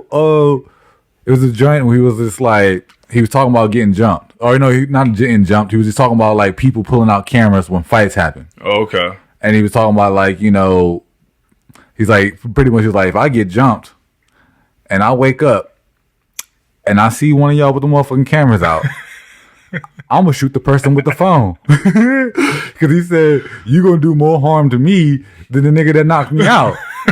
He was like, you try to cause irreparable damage. But like when he said that, I was like, you know what? You right. The nigga that knocks you out ain't gonna be the issue. It's going to be the video. He got out of there. Yeah, it's going to be the video that gets out and gets around that's going to go viral. That's going to cause more damage than the person that knocked you out. Waking up and just seeing a bunch of bright lights in your face. Just like you think you just fucking woke up to a UFO, but it's just 7 people standing around you with their phones out. You wake up, all you hear is World Star, and they just point the cameras at you and shit. Gosh, man. I'm surprised I never sent you that video because I was weak when I first seen that shit, and that's when I started like listening to him more and shit. That's hilarious. No, I didn't know anything about him. Oh man. I don't think so. Nigga, he has some of the funniest shit out there. And he got one eye. He could pop that other joint out. What happened? Was he in war? I think he got shot or something. Oh. No, I don't think he was in war. I think he was in jail. I mean, I guess that is a war. You can't just be running around just calling people bitches. But like he got famous doing like the Trump election though. Or Trump presidency, I guess.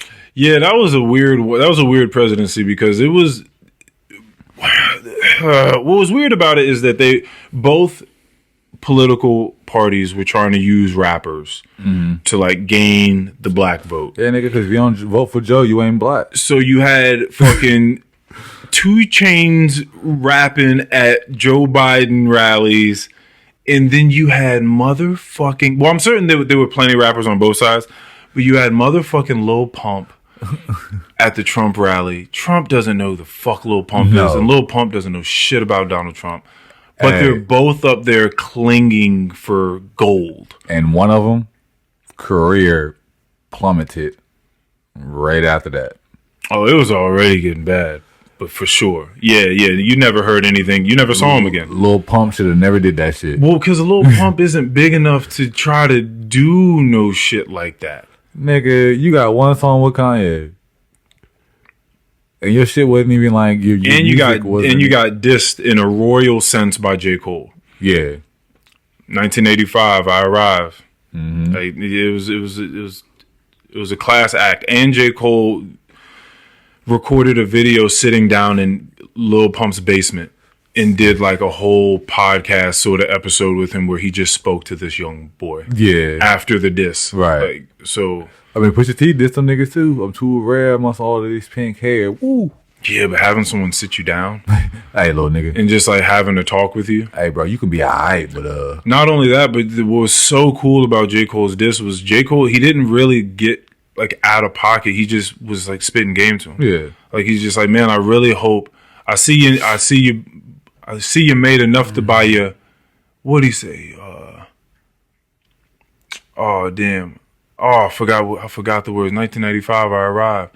33 years and I'm grateful I survived. I wasn't supposed to get past 25. Jokes on you, motherfucker, we alive. All these niggas popping now was young. Everybody say the music that they make is dumb. I remember I was 18. Money, pussy parties, I was on the same thing. You gotta give a boy a chance to grow something.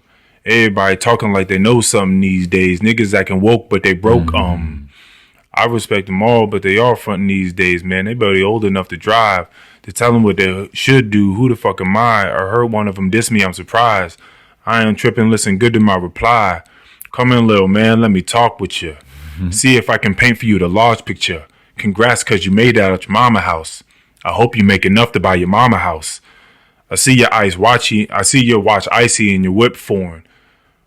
But he says something about good advice, never quit touring. Right. Cause that's the way we eat here in this rap game. I'm fucking with your funky little rap name. But he was just telling him all these things like you should really buy a house. You should really stop buying all these cars and jewelry. You should really try to find a style that's going to be able to propel you throughout the ages. Right. Because if not, and at the very end of the song, he says, in 5 years, you're going to be on Love and Hip Hop, nigga. like that's how he ended it. Like, you're like this. He's going to have a Martin Lawrence run.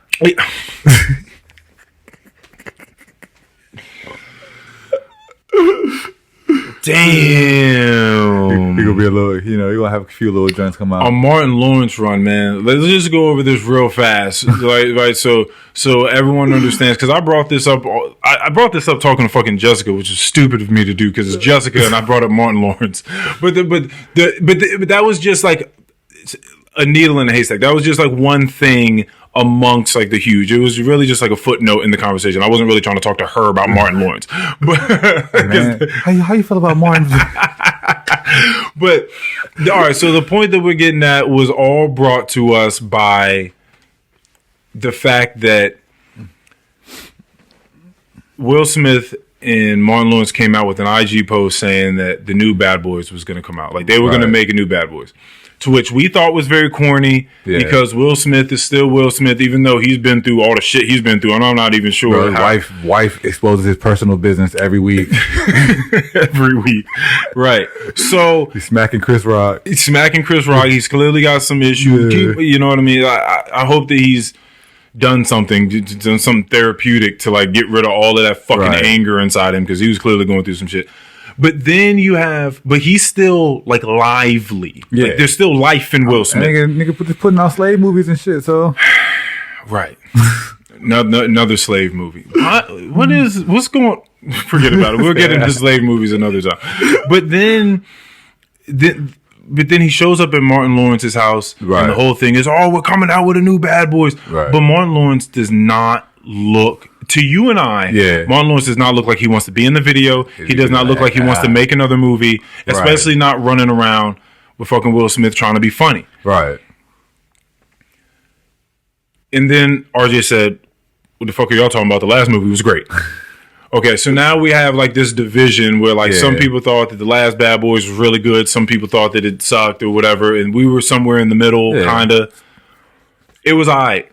Yeah, I still don't think it's a great movie, but I also don't think it's a bad movie. And so I understand its place within the culture. I understand why people are excited just because they enjoy the Bad Boys movies. Right. You know what I'm saying? Like, if fucking Dark Knight dropped another movie and it was mid, I'll probably fuck with it. Yeah, for sure. Yeah, no, and it was the first two like black cops running around that were like actually cool, right? Like actually cool. It was because like think about how the first one. I think I watched it the other day too, or you might have watched me. I might have fallen asleep for real. Mm-hmm. But like the first joint, how it presented. Yeah, you don't want straight white people writing for black people to speak. Right. Because then it's going to come off like white people writing for black people to speak. And so the lines are going to be off, like the cadence, like it's going to be weird. The delivery has to hit. Right. And it seemed to me from the beginning that Martin Lawrence was so hot at that time. He was so like in his comedic genius time. That it didn't matter how the fuck they wrote it. Like he was going to be funny. Like his funny was going to rise to the top. Right.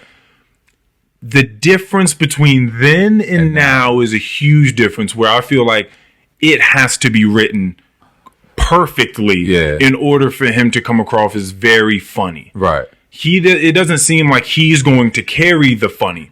I don't know if that happened around Death at the Funeral, the Run Tell That, what movie it happened, but there was somewhere... Maybe it started happening around national security. That I don't know what movie we can say for sure where it really started to drop off. Maybe it was Big Mama's House 2, right? Oh yeah, nah. If national security came out before then, because national security, I remember thinking like, oh shit, Martin, like, and like feeling excited about it, but then kind of looking back as I got older and being like, oh wait, was that a flop? Like, was that actually not a good one, but I enjoyed it because I was a Martin fan and I was young? Right. Right? So you have to think about it like then. So I don't know exactly when the fall off happened exactly. Right. But it well, actually, no, we do. It was around the Run Tell That. Yeah. When he did that comedic thing and he talked about being on the fucking highway and he was dealing with mental health issues and all that sort of shit. And they was making him seem like he was fucking crazy. Yeah, right. And so after that, his whole thing fell off. Right. Yeah. And so that's pretty much what we feel about Martin Lawrence. Like, we feel like he was great. A ton of people, we don't feel like he was a star. Right. Right, because from where we came from, I watched a ton of Def Comedy Jam tapes growing up because my dad had those VHSs in the library or whatever we had them. But a ton of people weren't watching Def Comedy Jam. Yeah. And even though we loved the Martin Show, it still wasn't like at the time because it was going head to head with the Fresh Prince. And the Fresh Prince was the bigger show. Like in our culture, a lot of us probably prefer Martin over the Fresh Prince, including myself. Right. But I love both shows. But if you gave me the option to watch one or the other, I think the Fresh Prince has probably got more seasons. So you'll probably have, more episodes to watch if you chose that option. But if you wanted me to pick my favorite episodes, out of the both shows, their majority are probably gonna come from Martin. Yeah, see, mine are gonna come from Fresh Prince, and it's funny because, and this is the whole thing is, Martin is a star to us. Yeah, but people just start saying star like. If you start asking other people, right. Kevin Hart's a star. Right?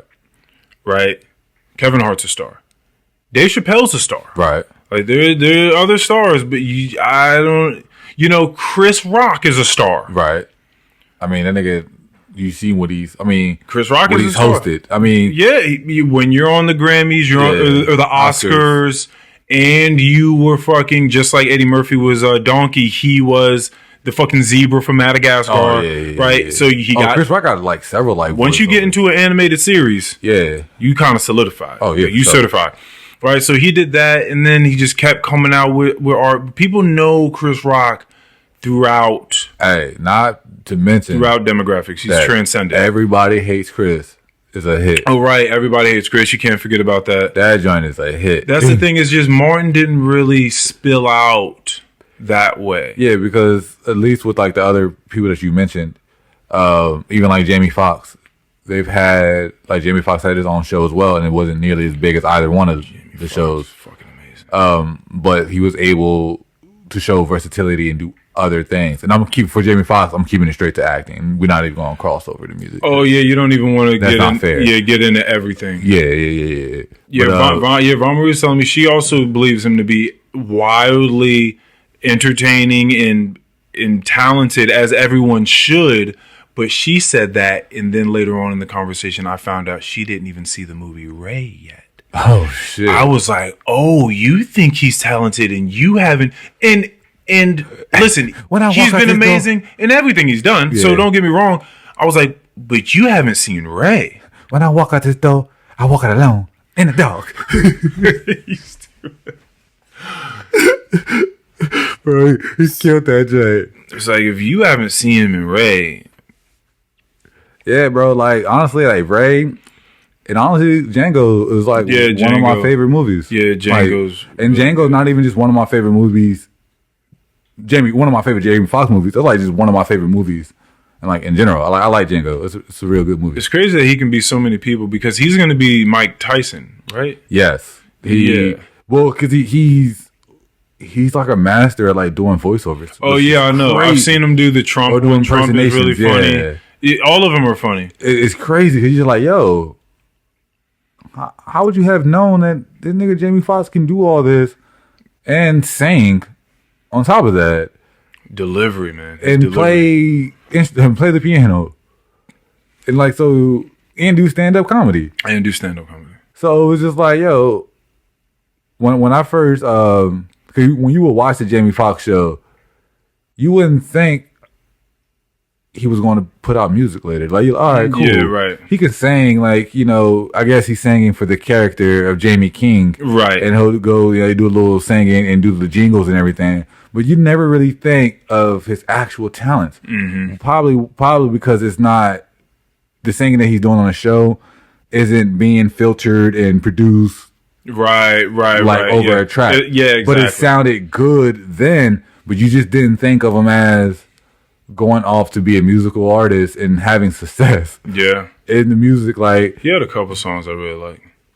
Yeah, I mean, dude went in that jump with Kanye, and Kanye was like, and he sung his ass off, and Kanye was like, hey. Yeah. What you doing? Oh, yeah. So, you listen, Kanye killed a little bit of the singing, too. Yeah, Kanye had a little hand in killing some of the singing. It's like people wanted to come and sing like old R&B. Yeah. And do all that. And he was like, hey, just relax. Just say it like this. Hey, man, like, nah, like, that's cool. But I just kind of wanted you to just, like, talk it. Yeah. Or something like that. She said she wants some Marlon Gaye. Some Luther Vandross. Yeah. Yeah, he said, and then Jamie Foxx said that he was like, oh, well, this is going to be a stupid ass song. Yeah. Like, he was like, this is ridiculous. And then he fucking left that, and then it hit the charts. He was like, whoa, this Kanye kid knows a thing or two. Yeah, like, so that'd be another thing. If I could have the ability to produce a song like a Kanye West or like a Babyface, if I was able to, like, put a song together like that, but stay behind the scenes, that'd be sub dope. Like for example, everyone knows who Pharrell Williams is. Not everyone knows who Chad Hugo is. Oh, yes. Very true. They make music together. A lot of that music shit on the production side is actually Chad. Yeah. With, Pharrell's input. Right. So, like, when you got a Neptune's beat or whatever, Pharrell gets all the limelight. He's all out, doing... Chad may like that. Yeah. Chad's like, yeah, Pharrell, get out there. Oh, yeah. With your non-aging ass. Go on and get on out there and be cute and be pretty and sell them ice creams and whatever the fuck else you got going on out there. Do everything you want to do. Make people happy. I'm so happy. It must feel amazing to be in the studio and know you got one. Oh, man. Not only one, but one like Summertime by Fresh Prince. Like knowing, like when you made Happy as Pharrell, you just made a song that can never not be played. Yeah, like it's gonna be just gonna keep always getting played. Gonna be happy, and for the fact that what was that Despicable Me? Is that what that's had the soundtrack shit that in it there, came wasn't on? it? Yeah. Oh, I didn't know that's the song that came or the movie that came attached to that song. Yeah. Yeah, it makes sense. In order to be a legendary movie, you got to have some sort of legendary soundtrack. Yeah, you got to have it all. And for some reason, it got to the point where I started to hate the song because I was just hearing it too often. Yeah. But I understand the greatness of the song because I love Pharrell. Yeah, I think I was at the gym or something one day and I saw him on Ellen. Mm-hmm. And she was like, do you have any idea like how big this song is? Like do you... Because, some people they make some shit and they kind of get lost and do it, like living their life like they don't know what the song really is. He probably doesn't listen to it.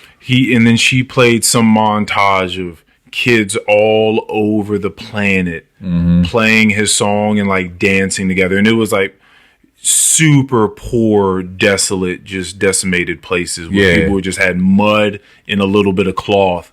And they found some way to find that song and play it, right? And everyone was going crazy, like the happiest. And she was just playing places from all around the world, and he just broke down, started crying. People don't even know the language. But they just know that they know happy. They probably know the word happy. Yeah, and the feeling that it gives you. Yeah, like and you just tell them, "Clap along if you know you." And he be hitting that little note. Like if Pharrell, like if I was to be a rapper, and obviously this wouldn't be a drill rapper, but Pharrell will probably be one of the producers that I would want to work with. Like Pharrell, probably like Manny Fresh, Timberland, of course. Yeah. Timberland, of course. Yeah, for sure. Definitely Missy Elliott too, even though she's not a producer. But it's just because I just just want her energy around. I think Missy Elliott is the greatest female artist ever. Like why? Why? She came at a time, and she did not push sex appeal. No, she didn't. She's the. I think she did a little bit, but it was different. I remember not to the way like I have like the Foxy Browns and like the Lil Kims. No. I think every once in a while she would put something on or dance. I remember at least like one. She would talk about some nasty stuff. She wore a trash bag. Yeah, she most certainly did. I can't stop the rain against my. I look at Missy Elliott as like the female Busta Rhymes. Oh yeah, like she has a lot of energy. She's very talented and very slept on.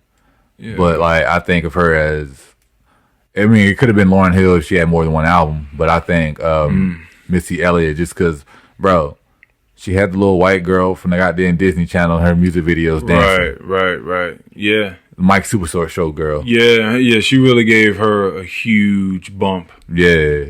Like, that girl really made something of herself through the Missy Elliott videos. Yeah, like, and that's another thing. Missy Elliott was different. She had, like, her visuals, like the videos. Yeah, just the fact that she had kids dancing around. It was just a lot different than what you were seeing. And her content, like I said, it wasn't overly sexual. But, yeah, I think she definitely did have some, but it wasn't too many of them. Yeah. They were more dance, Yeah, they're more dance, related. But, honestly, I didn't even think about it until later. But like one of the songs that I like Pass That Dutch. not even thinking that it's like a smoking song. Mm-hmm. Just because of how much tempo it is in that song. Right, yeah. But it just sounds like, more of a dance song because it's like, like, hoo-doo. Pass that Dutch. Pass that Dutch. Ow. Yeah. Pass the Dutch, baby. shake your stuff. Missy is probably cool to get high with. Oh, yeah, for sure. She's probably... Oh, bro. Now wish Missy that's Elliott the question. was my aunt. That's the question. What's up? Is... Forget about who you want to do. Is that what you say? Like who I would want to do a podcast? Oh no, who I would want to do a podcast. We're gonna never answer. Nah, I think. Oh yeah. I think definitely. I think John Mayer would have a really cool podcast, but I'd have to put more thought into like who would be someone nice to listen to and to actually talk to, because some people just aren't good people to talk to. Okay. Now, if you were in a room with 3 people, this is one of those high discussions that would come up at a dispensary. Yeah. If you were in a room and you had. Well, if you were going to go to a dispensary and there were going to be 4 people sitting down in that cafe, ready, willing, open arms to come talk to you as you all have, some joints to pass around. Right. Who would those 3 other people be? Let's say that. One will probably be Snoop. Of course. Everybody, that's so funny. He's like... it don't even got to be smoking related for me to hang out with Snoop. Oh, okay. Because some people are just Snoop like, I gotta smoke with Snoop. Not like Snoop is just that I just really, really enjoy Snoop as a person. Mm-hmm. So yeah, it definitely will probably be Snoop. Probably like Seth Rogen. And we already know that those 2 get along. Oh, anyway. Because I just think he's also just like probably just mad chill, mad dope to be around, mad cool. And then the third. Yeah, you're also trying to pick people where like that they can handle their high. Yeah, right. Exactly. Like you're not just picking someone that you think is cool, but you've never known them to be high, and you're just like, you know what I mean? Yeah, because then you get in there, and then you're like, oh fuck. Honestly, the third will probably be like Mike Tyson. Oh, and he also Have you ever watched his episodes of his podcast? His hot boxing joints. Yeah, like Mike Tyson, just because I just feel like.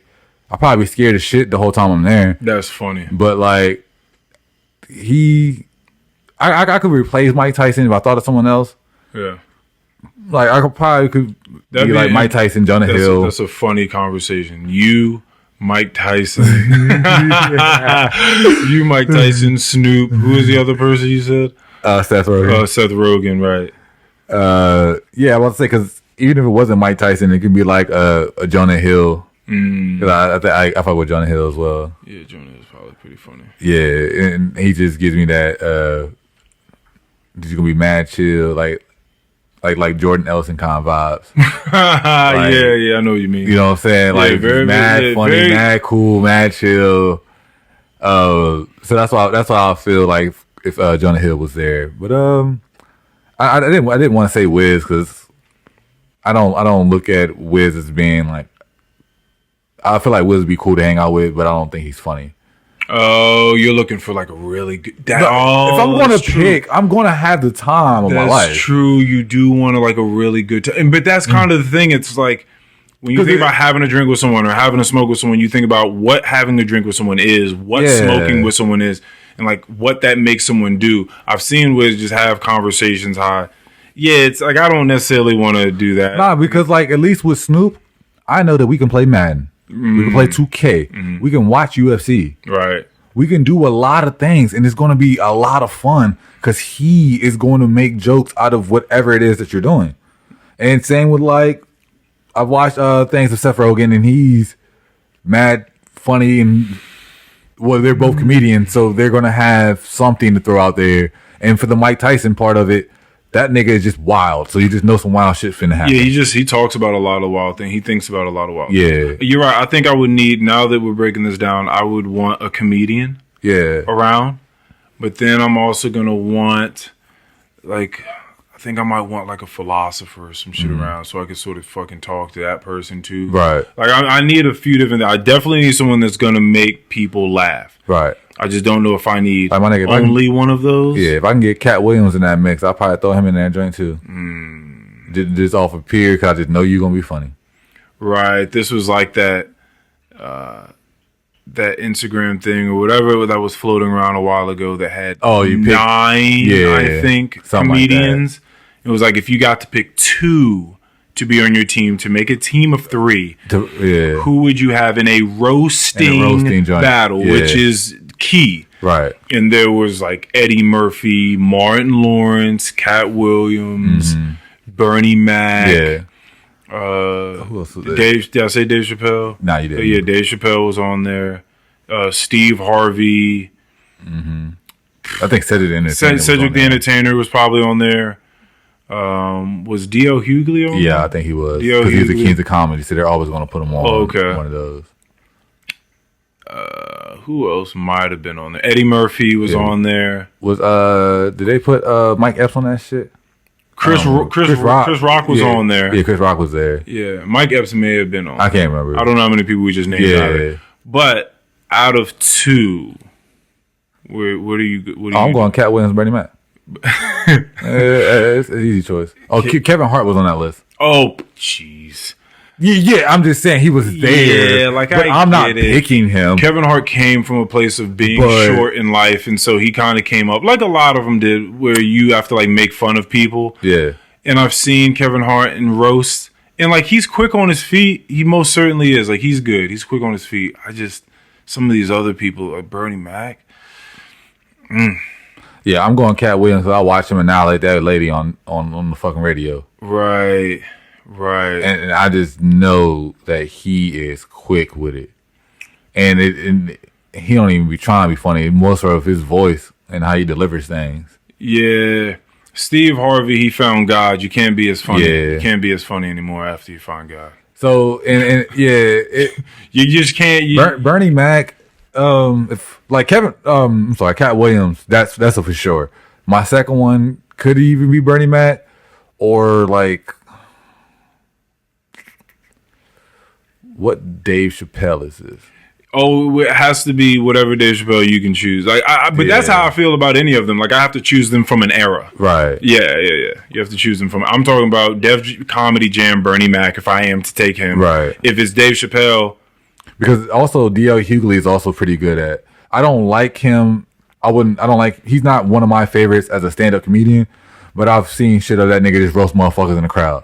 Yeah, I could see that. Dave Chappelle, he's just so cool, calm, and collected. Yeah. Sometimes I don't know. I might need that. I might need one of those and a quick attacker. Yeah. You know what I mean? So that's more so of like a Cat Williams or something that's a quick attacker. No, look, everyone.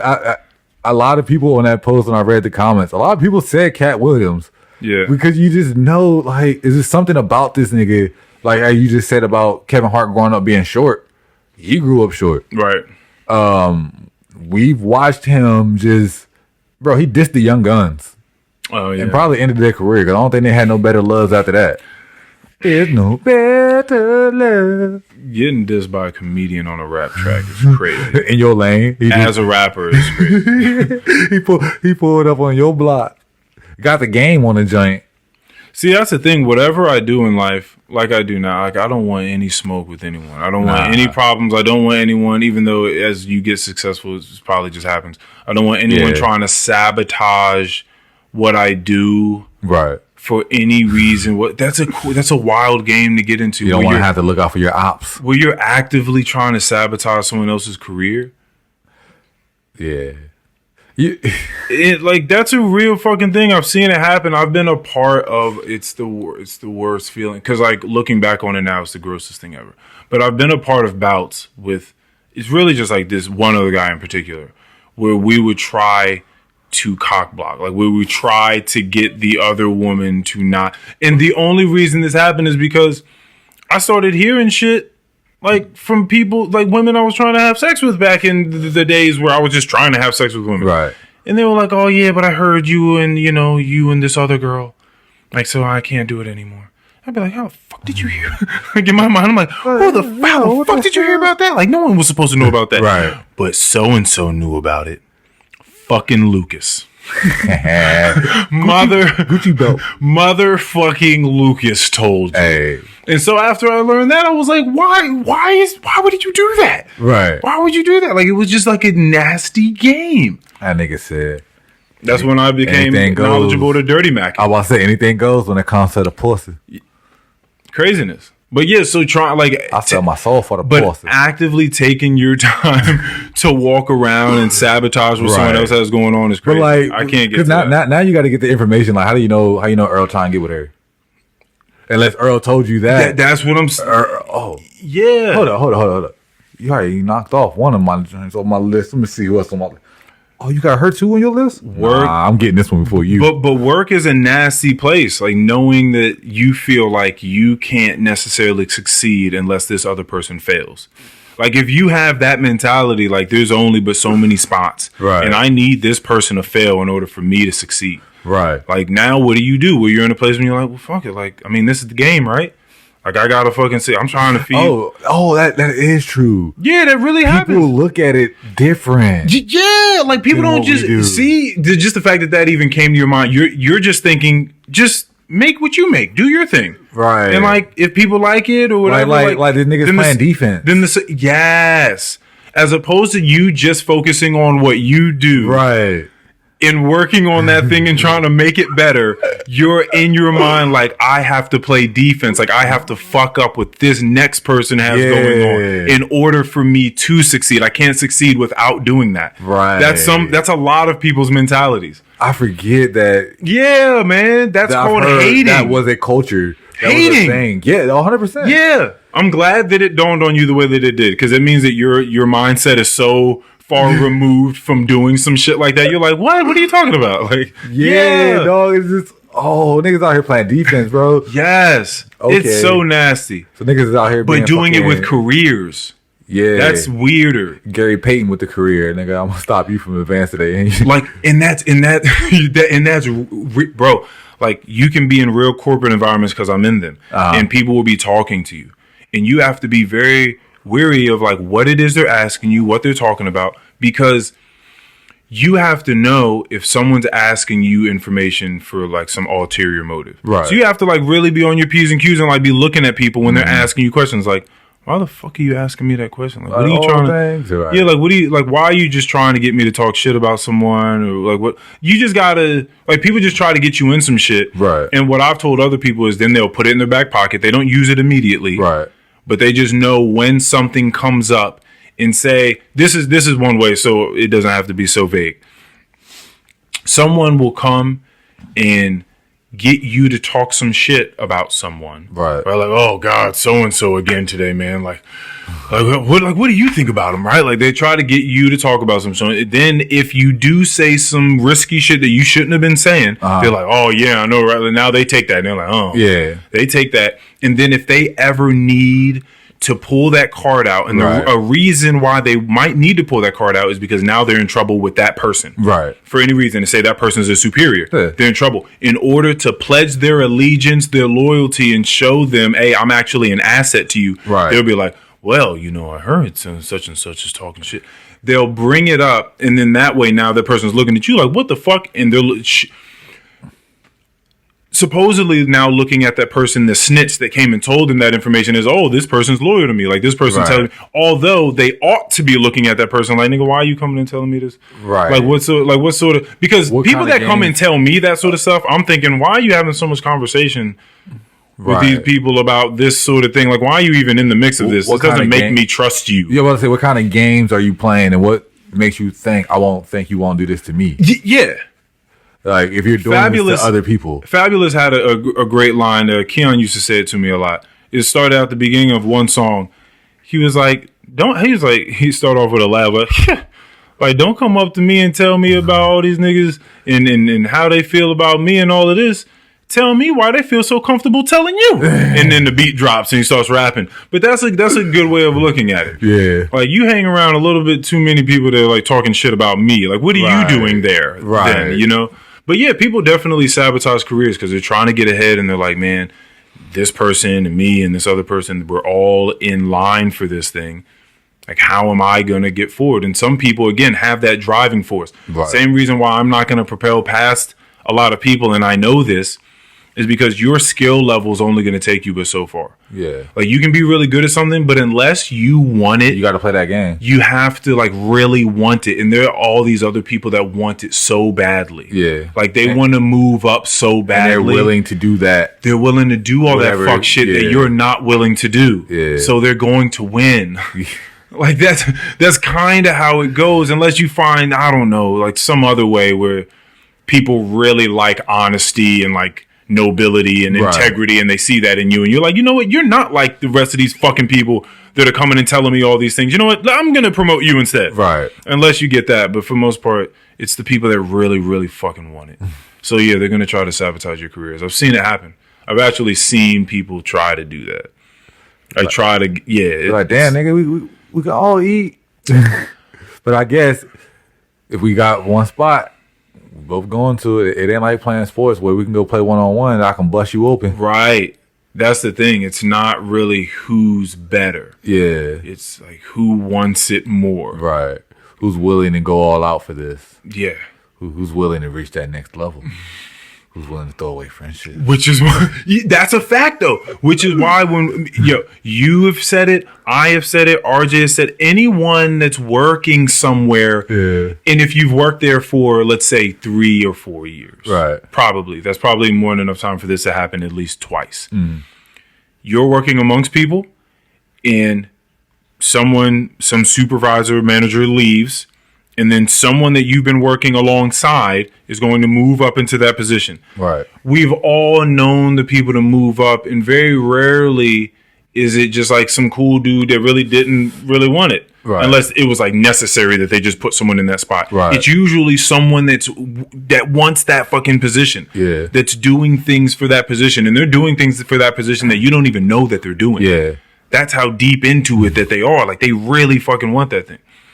It's just, I know what you mean. I'm similar too. I'm not. I'll do enough. I'll do what I'm supposed to do on my day-to-day job.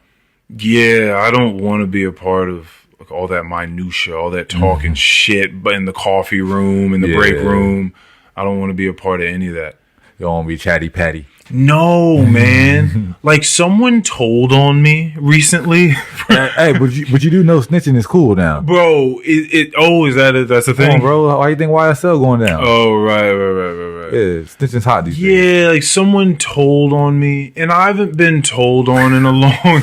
Like, think about me. I'm 32 years old, and I'm saying this right now. Niggas got a tattletale around the way, and I'm not even gonna get into it. But someone told on me, and it's been a long time since someone came to me and was like, "Hey, Earl, like, I heard that you," and I'm like, "What the fuck? Like, someone told you that? Really?" Right? Because for me, I'm like, someone saw me, and it's also because I need to make sure that this is known. It's also the nature of the thing I was doing. It doesn't hurt anyone. Right. Like, it doesn't hurt anyone. I'm not stealing anything. It's just I was doing something slightly negligent. Right. And someone was like, I may or may not have been reading a book. And someone was like, I saw Earl with a book. It was like, hey, Earl, I heard that you was over here with like a book. You know, we really needed you over here at this point in time. I'm like, someone told I had a fucking book? I'm like, what? Like, and it was someone where like this would not benefit this person at all, except for the fact that now they can sort of cuddle up next to the person that they told this to. Right. It was just like, see, like, I gave you this little bit of information, like you're an informant. Hey, guess what they be doing around? I could never be that person. Now, I also don't think that person is qualified to be moving up, but that's the type of person that will, though. Right. Is the whole point I'm getting to. I could never do that. I could never just tell on people for things like that. And because of that, we'll see where I end up. We'll see where I end up. I just don't think I can do that shit. It's a weird you're not a shot blocker? Yeah. No. You got no defensive badges? No, I have no defensive. I have no defensive badges, man. I just want everyone to be able to do their thing, and for sure. And for people to see it and for people to move forward based on the merit of what they do. Nigga, be good at what you do. Like, be undeniable. Right. Do your job well. If someone sees you or they listen to you and they're like, yep, I like it. Like, that's just what it is. There's nothing that someone else could say that just... No, I like what I see. I like what I hear. I'm going to listen to that thing. I'm going to play that album. I'm going to play that podcast. Right. I'm going to promote that person because they're good. Right. I'm not sabotaging anything anyone else going on. I don't have... I think I was talking to Valerie about this on the pod the other day. Is like, if you just spent more time doing things that you like doing or trying to find more things that you like doing, at some point in time, you would find that you don't even have the time to do other shit. Right. Like, you wouldn't have time to, like, the amount of time that you had towards complaining, the amount of times that you could have had towards fighting someone on Twitter, the amount of time that you could have had just, like, hating on someone and trying to sabotage what they have going on. The more and more cool shit you find yourself doing in life, you realize that you don't need, like, you don't even have time for put time and energy for like hate. Right. You don't even have time for it because I have other things I'd rather do. Yeah, that's the way I feel about time it. To do. Yeah. So when I think about people trying to sabotage people or hate on because it comes to plan, like you got to plan that shit out. That should be premeditated, bro. Like, I'm gonna get this. Oh, I can't wait till I catch this nigga Earl lacking. Got him. We fucking got him. Fucking reading a book. Oh, you want to read a book in here, motherfucker? Oh yeah, guess what? Yeah. And but the worst part is for whoever that person is they walked past and just had like a regular conversation, like, oh hey, what's going on with you? You know, like they just have it. That's the nastiest part, and that's probably what happened right after. Hey Earl, how's it going? Oh, what book you reading? Oh yeah, pretty nice book. Oh okay, I'll have to look into it. And as soon as they turned around, got him. We fucking got him. That's crazy, man. Yeah. Okay, I'll take it easy. And went straight to the motherfucking report room. Guess what? What's up? Earl's reading a book. A book. Yes, a book. And everybody's just like, that's unacceptable. And that's how you get people, because if you grow up in a world where you're just trying to be like a chill, normal, cool human being. Right. But then you realize that you're just amongst a bunch of fucking snakes and snitches and like weird people willing to do whatever to climb the ladder. Yeah. And you're like, oh, man, y'all fucking suck. I mean, I thought y'all was tight. Man. Yeah, because a little bit. Because I'm willing to do well by y'all just simply because I'm cool. Right. And like, I don't want to sabotage y'all, but now I realize how cool I can't be around you guys. So now I have to distance myself. Right. Because you guys suck. Right. And you're willing to just fucking ruin anything. Right. Just so that you can. It'd be different if I was a dickhead on the job. Yeah. And then this is your way of getting back at me. Like, all right, nigga, I did something punishable. Okay, cool. Y'all got me. But when you're not, but when you're like a nice guy, oh, it's like, oh, you're the worst. This is how you end up with them other motherfuckers that take the job a lot more serious than what it should be taking. Yeah. You're gonna have your ass marching up and down these fucking aisles. That's another thing that I have an issue with work, because you can be really good at something if you like it, if you like the process of it, or I think what differentiates people from being like really good or between really good and really great is there's a care factor. Like, you really care about that thing. Right. You think the thing you're doing is important or whatever the fuck it is. Right. Some people care to an insane degree. Yeah. Like, I think it's ridiculous to care as much as you do about this thing. That person's going to succeed. Like, that's another reason why I will not succeed the way that they will. Yeah. Because they care to a point where I'm like, why do you care so much about this thing? Like, it's really not that serious, but to them it is. Right. So it's gonna push them. It's gonna propel them. What do you mean it's not that serious? Yeah, like, there's a certain point to which I can care. Yeah. But it ends because I work in hospitality. Right.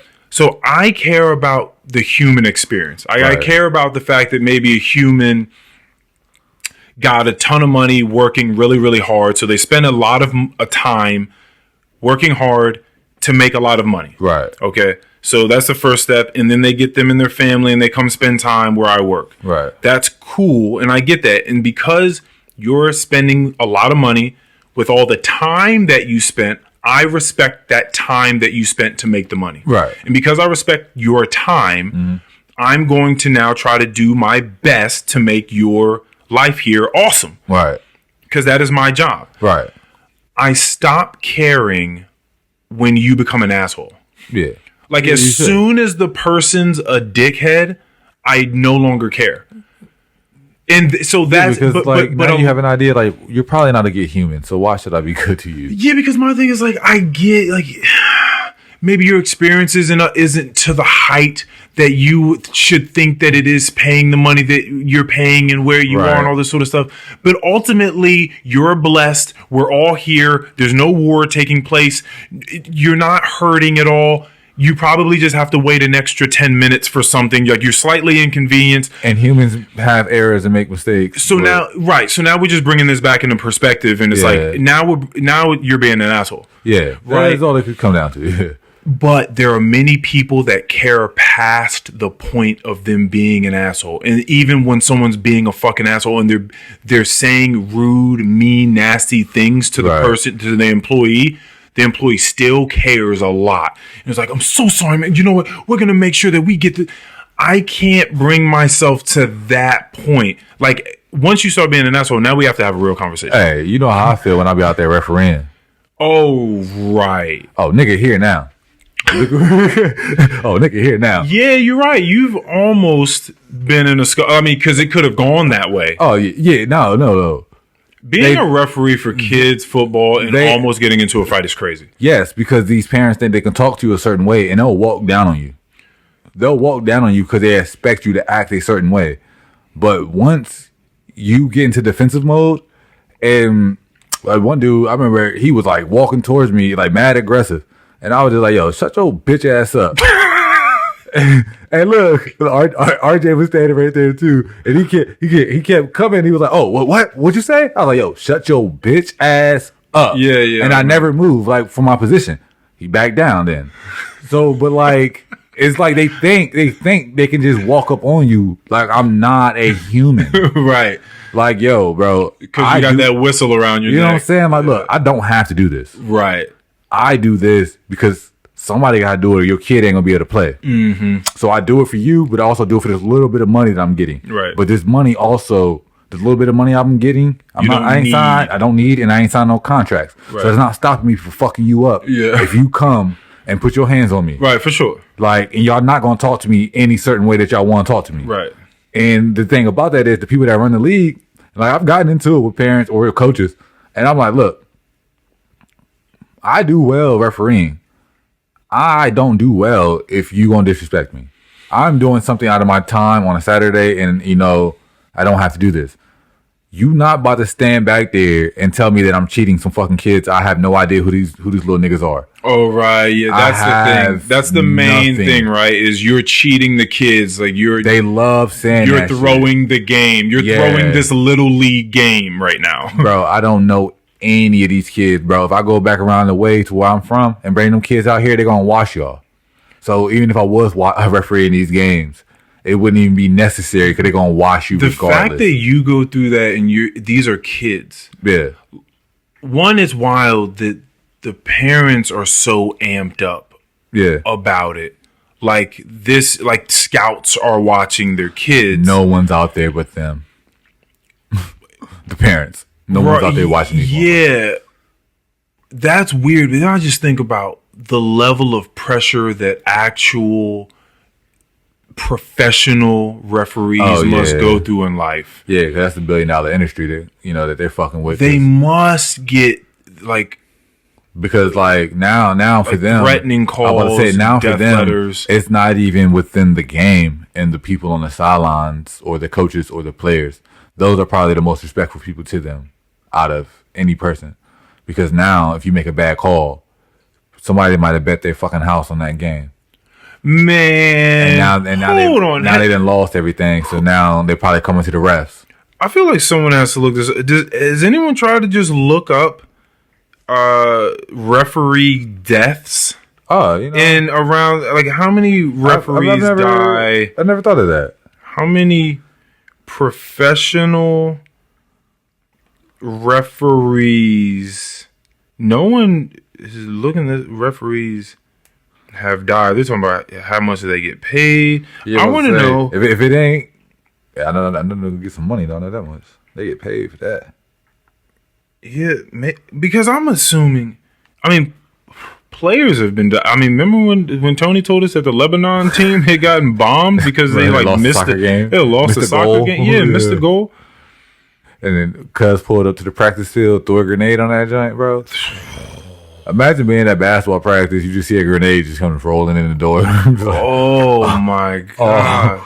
Oh, okay. Yeah, see, there's a certain level. See, this is kind of what I'm talking about. Is like, there's like nothing on that. Is the level to which people care about some shit. Yeah. Like sports are cool, but then when you start throwing grenades because we're missing goals, it's not cool anymore. So it's like, how much are we going to care? You know, like you care about soccer, care about football, care about the World Cup, care about the Super Bowl, but like once you start hurting people. And you know what's wild about that? Had we won, the motherfucker that threw the grenade, you get nothing for this.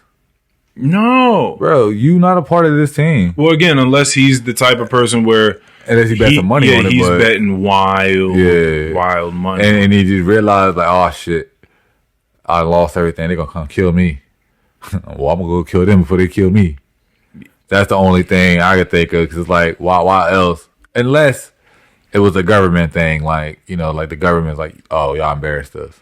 Y'all wore our country name in your chest. And this is the performance. Because soccer is the world's biggest sport. So. But it's not often that you get accosted by the fucking moms and dads on the sideline, right? Like, it's not often that they're screaming shit at you or... It just be a few. Yeah. It just be a few, because, I don't know, they just feel... Like those little tussles almost got into it. I think it's only happened like twice. Yeah. But a lot of times, after the game ends and motherfuckers want to start rapping, I just walk off. But that's just because they'll stand where they are. They won't come walking down on me. That nigga walked down on me. That's crazy. And had he got, closer to me, I don't know how I had to defend myself. Yeah. And you're not going to come up because their kids lost. So a lady came up to me first. She was just like, hey, nigga, I ain't even the only ref. I ain't the only ref out here. Why y'all coming up to me? Right. She was like, how you feel costing those kids the game? What I be wanting to say, but I'm respectful. That raggedy ass coach over there lost y'all that game. I ain't had shit to do with that. How do you feel? That's so funny that it comes down to the ref. Like, no one thinks about all the different steps of what it takes to, like, it wasn't, think about all the different people's job it could have been to win or lose a game. Like, it wasn't the kids. Right. It wasn't the coach. Right. It wasn't the other kids that did a really good job. That was just better. It wasn't the other coach. That was just better. Yeah, it wasn't none of that other, all these different factors into who goes into winning and losing a game. Like, definitely in this league, because I play a lot of flag football and I know the game, and not even just flag, but I just know football. So I'm refereeing these leagues and knowing that these coaches are just dads of some of the kids. And they're not trying to play flag football. They're trying to play actual real football, but within the flag football rules in a way. So I'm watching that, and I'm looking at them, and I'm like, yo, bro, if I was coaching, I would light these fucking teams up just off of basic-ass flag football schemes. Because like I said, you're trying to play tackle football, but with flag, because y'all don't have experience within this game. You guys watch this shit every Sunday. This ain't that. Right. So when I see shit like that, and then there's a few coaches that are better than the other coaches as well, they might have better players. So I'll watch them beat other teams, but then the teams that are losing are trying to blame me. But in my mind, I'm like, yo, look, y'all coach is fucking terrible. You got good athletes, but you keep trying to run a fucking 47 bootleg pass when no one does that in flag football. Like, why are you calling tackle football plays? No one does these things. Like, you're not playing flag football. So if you had a better coach with those athletes, like there's been 2 teams I've seen out there where I was just like, yo, and they were losing, but they would have a kid that would score a touchdown every time they touch the ball. I'm like, all right, bro, look, our first 3 touchdowns is going to you. Once we get up, everybody else gonna get some love. Right. That's when we're gonna spread. We're gonna win the game first. Like, we're gonna get a decent lead, or if I know that we can beat this team, we've already played them before. I'll use you to get up for a touchdown, or when we need to get a first down or a big play. But if I know that the team ain't got the players like that, then I can use the other players and give other guys a chance to compete, and then also not beat the fucking socks off that other team, knowing that they don't have the players. Some of them coaches out there don't care. Yeah. And they will go run it up. And as a referee, when I'm out there, I will stop the game.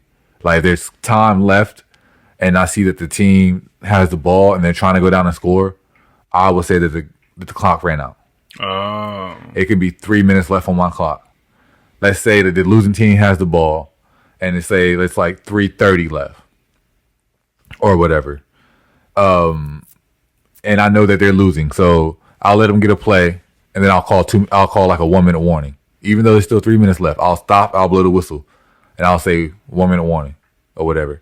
I'll let them get their last 3 plays, so because I know they're probably not gonna get a first down, and they're probably just gonna turn the ball over on downs. As soon as they turn the ball over on downs, no matter how much time left on my clock, ball game.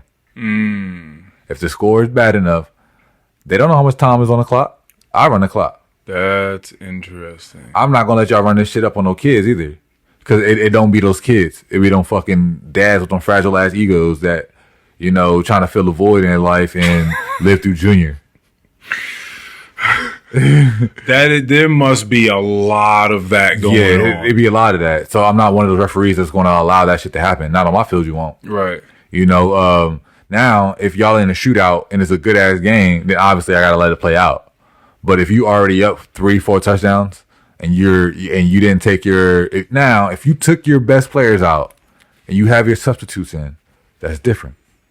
If the other team still got their best players in and your substitutes are going up and down the field and still busting their ass, I have to let that go, because those kids don't get a chance to play as often. Like, if you're a rotational player, you're not a starter.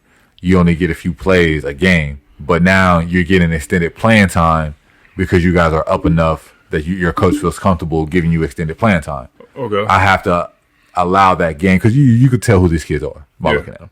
So you kind of got to allow that game to go on, even if they're going to go down and score, just because you know that it might be a chance that kid never scores a touchdown again. Yeah. So you're making decisions. Everything for the children, like, yeah, that's what it's. But everything is game to game basis, and who are these kids? Yeah. Now, let's say you could have a super stacked team, but you might put your rotational players in, but they might be better than everybody else's best players. No, nigga, because y'all not running it up because y'all stacked. I'm not gonna let that happen, because it's like, clearly those kids can play. Now it's your fault for not putting them in. You're not gonna run it up now. You know what I'm saying? So, like, if there's a team that's like a bunch of kids that just aren't athletes, they're just out there because they're all friends and they're just playing. But now you got a travel football team that's playing flag in the spring because there's no tackle football right now, but they deep. They're like, 14 deep, and there's only 7 on the field at the time. So they got enough to put 2 different teams out there. But, like, they got their first offense. Their first offense runs it up, and they got their second offense. But their second offense ain't really missing a beat either. I'm not going to let that second offense run it up, because now I'm be like, look, y'all better compete at practice then. Because y'all going to walk through this whole little rec league. This is a little rec league, because teams do that. They'll come from a travel football team and come play in this little rec league for just because there's no tackle football. So I'm not going to let this competitive travel team ruin the game for these kids that they ain't really even getting to the game yet. Okay. So it'd be things like that. Like, teams be stacked. But, like, in a fall league, because there is tackle, it's all rec. So the teams are more even in the fall. But in the springtime, when there's not no tackle, some of those travel football teams, like this season coming up, there'll probably be some travel tackle teams in this flag football league. And they'll probably have the best athletes. And then any of these teams, and even though, like I said, their rotational players can be better. But, sometimes you just like, I understand. Now it's the coach's duty to, all right, one game you start these group of kids. the next game, this group of kids starts. It's your job, or you even do it by quarter. However you want to do it throughout the game, but you're not going to wait until you got a 4 touchdown lead to put your backups in, and now you and still try to run your offense on full power. Mm-hmm. I ain't letting that slide. Like, cause you. How long have you been refereeing? Shit, I don't know. Probably over 10 years. God damn, that's so crazy to be able to say that about things now. Yeah, I know, right? Like, I've been doing this thing for over 10 years. That's so crazy. Yeah, actually might be like closer to like 15, because like, remember when I was in Harrisonburg, I used to come home on like Saturdays and referee. I had to make money. And so... And go right back to Harrisonburg. Coaching and refereeing, I mean, these are clearly revolving around kids. You feel like this is something you just want to continue to do? Yeah, so I've always felt like my purpose in life was to help like underprivileged kids. At what point did you feel like that was? When I got locked up. Really? Yeah, I was 17 or 16. But in that moment, or like going through that process, so like early in, I wanted to be a probation officer. Like after I got off probation. Oh shit! Yeah. So is it because your probation officer sucked? No, it's just because I understood my situation and not really having guidance. Yeah. And didn't want other kids to go through. In my situation, it wasn't even bad. Yeah. I ain't getting no real trouble. Yeah. But it was just like an experience for myself, like an eye-opening thing, like, oh, shit. Like things can go bad. This is real, and kids go through that. So, like, early, I did that, and after I graduated high school, I started working in the Boys and Girls Club. Oh, you got into it early. Like, pretty much as soon as you could. Yeah, like, after we graduated, I started working in the Boys and Girls Club. And so I've always felt that, kids were, but I just don't know what capacity am I supposed to be, So like coaching was the thing that just popped up, and then I just started enjoying coaching. Yeah. Like the referee thing, that was more so to get money. Right. But coaching though is more of like, it's much more of an intimate setting. Yeah. I can, guide some of these kids and, give them hope. Some of them may not, believe that they can do a certain thing or have a certain talent, or they may not have someone at home telling them that they're good at this. And I think it's important that people hear other people say, like, yo, you can ball. Or like, yo, you got some talent. You got to keep working, though, So I think that's important. I feel that. And a lot of the coaches of today are older. And it's like they didn't adjust with the times. So they're still stuck in, like, how they used to coach and that little rah-rah, yell shit. That shit don't fly. Kids don't respond well to that. Yeah. I've learned that, you got to talk to them like humans. You got to talk to them with love. Talk to them, like, with respect. And they'll give it right back. So once I've learned that, and you can put me in any setting with any kid, and I'm going to be all right. Because it's weird that I just know, like right now, I'm coaching tennis. Never played tennis before in my life. Didn't know what to expect. I coach the 2 sports that I coach, and where I coach at the school that I coach at, because those kids I can relate to those kids from my background. And, and when I got there, I was like, all right, bet. It's more of these kind of kids here than I thought was. Damn, I like this. Like, y'all come from the same struggles. I'll talk to y'all about your lives and, your upbringing. And, you might come from a single mother home. And I'm like, damn, with a bunch of siblings. I'm like, oh, shit. Hey, nigga, that's me. It was me, yeah. But like the kids that I coach with for tennis right now don't come from that. Oh, I don't know if they do, but they're not the same group of kids. But when I stepped out there, I was never uncomfortable. It was just like, yo, they accepted me like off rip. Yeah. And it's just like, okay, this ain't what I thought it was gonna be. I was like, okay, I can do this. I'm more so worried about, because I didn't know.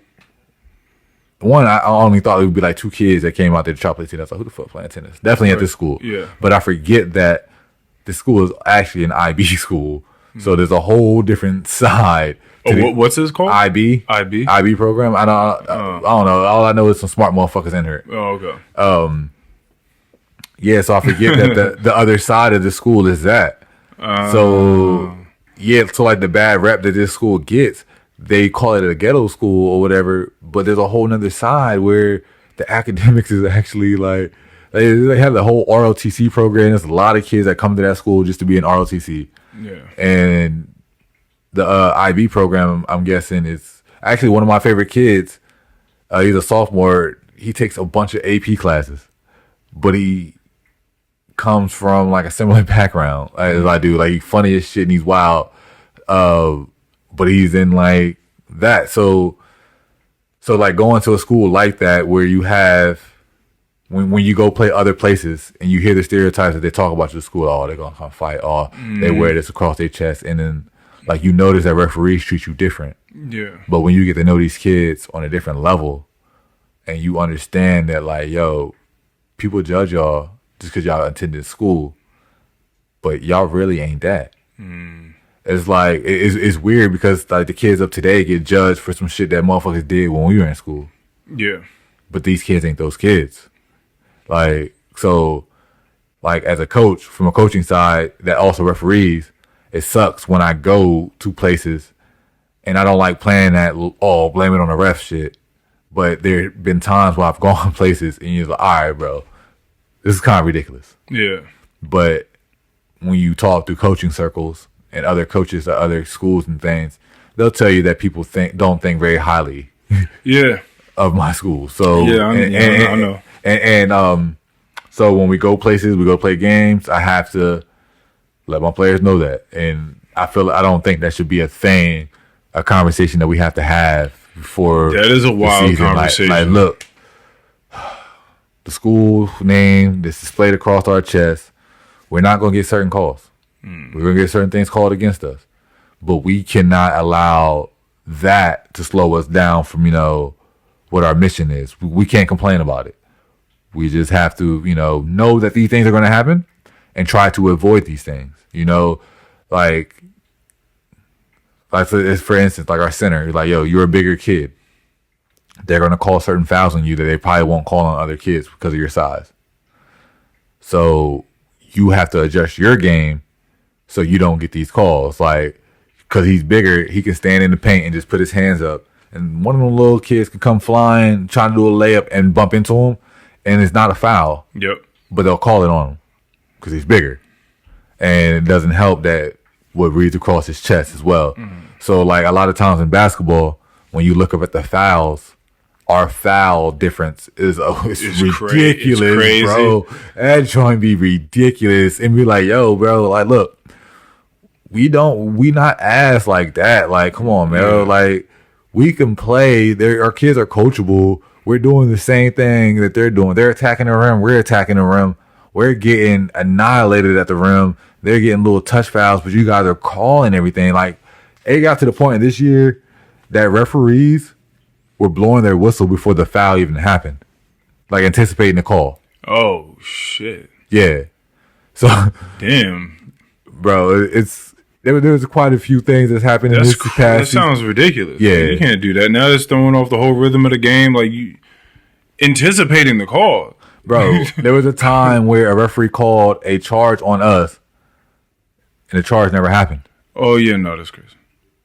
So he blew the whistle, and like he started blowing the whistle, and our guy kind of like stops his momentum in a way, and then the other kid just stumbles back, but never really falls. But he was trying to sell. He was going to try to sell it. Yeah, sell the flop call, and the referee. So we assumed that it was going to be like a block or something. Maybe like he stepped in front of him and blocked him. The referee just comes up and does a little charge. I'm like, what? Like, yo. Yeah. We didn't even make contact. The kid was sliding over to try to get in the lane. You blew your whistle early and called a joint on us. Yeah, but I also can't blame the referees because there's a referee shortage. So it just be like, all right, bro, y'all getting who y'all can get out. Oh, so they just, yeah. Once that happens, it'd be like that. Okay. It'd be like that as well. Goddamn shortage of everything. But yeah, if there's niggas ain't got no jobs. But yeah, if there's a referee shortage, I don't know what's going on with this whole like. Again, every time you and I talk about a shortage, I don't know. Yeah. Like in certain fields, I know that there was like a fucking doctor and nurse shortage because in quarantine, nurses and doctors were burnt the fuck out. I'm sure, and still are. Yeah, and are just like, this is I can't do this. This is ridiculous. So I understand that. Teachers, I get it. Is there like a stand going on right now about teachers' pay? Like, did they? Nah, you're right. They ain't walk out yet. Yeah, I was about to say it's not like necessarily a huge boycott that happened, right? Or did they just quit? I think they just tired of these little kids wilding for $30,000 a year. Yeah. They probably are. Okay, so that would make sense that there's a shortage on teachers, bus drivers. Then there's just shortage, and then after that, it gets weird because there's just a shortage on everything. Shortage on restaurant workers, shortage on everything. But there ain't a shortage of people, and you're just wondering, where are they? They either became an artist on YouTube, became a content creator, which a lot of people found some way. But not enough for all the people that are not working. Well, I'd say all these jobs open. Then you have a lot of people that are homeless. Yeah. Definitely got to... They're getting it out the mud. Yeah, you got to factor those people. A lot of people that are panhandling. A lot of people that are panhandling. That shit's up. I wish I had the heart to do that. Well, you don't think you could do it? Nah. If I can go out here... and ask for money? If I can go out here and panhandle for like a weekend and get like a pair of shoes that I really want, I'll do that. But I got too much pride to be out here asking people for money when I don't need it. Because some of these panhandlers be panhandling and don't need it. Yeah, I know. But like, if it was desperate, then it's my only way I can feel like I survive. Then nigga, I ain't got no choice. Yeah. But like, just to go panhandle just because I don't feel like working or I'm trying to make a quick little come up, nah, I couldn't do that. It's the worst when they're coming up to you in the parking lot with their kids with them, with their kids and their babies in their arms. Hey, look. Sorry for your luck. Like, hey, look. I ain't gonna hold you, bro. I was actually about to ask y'all for some money.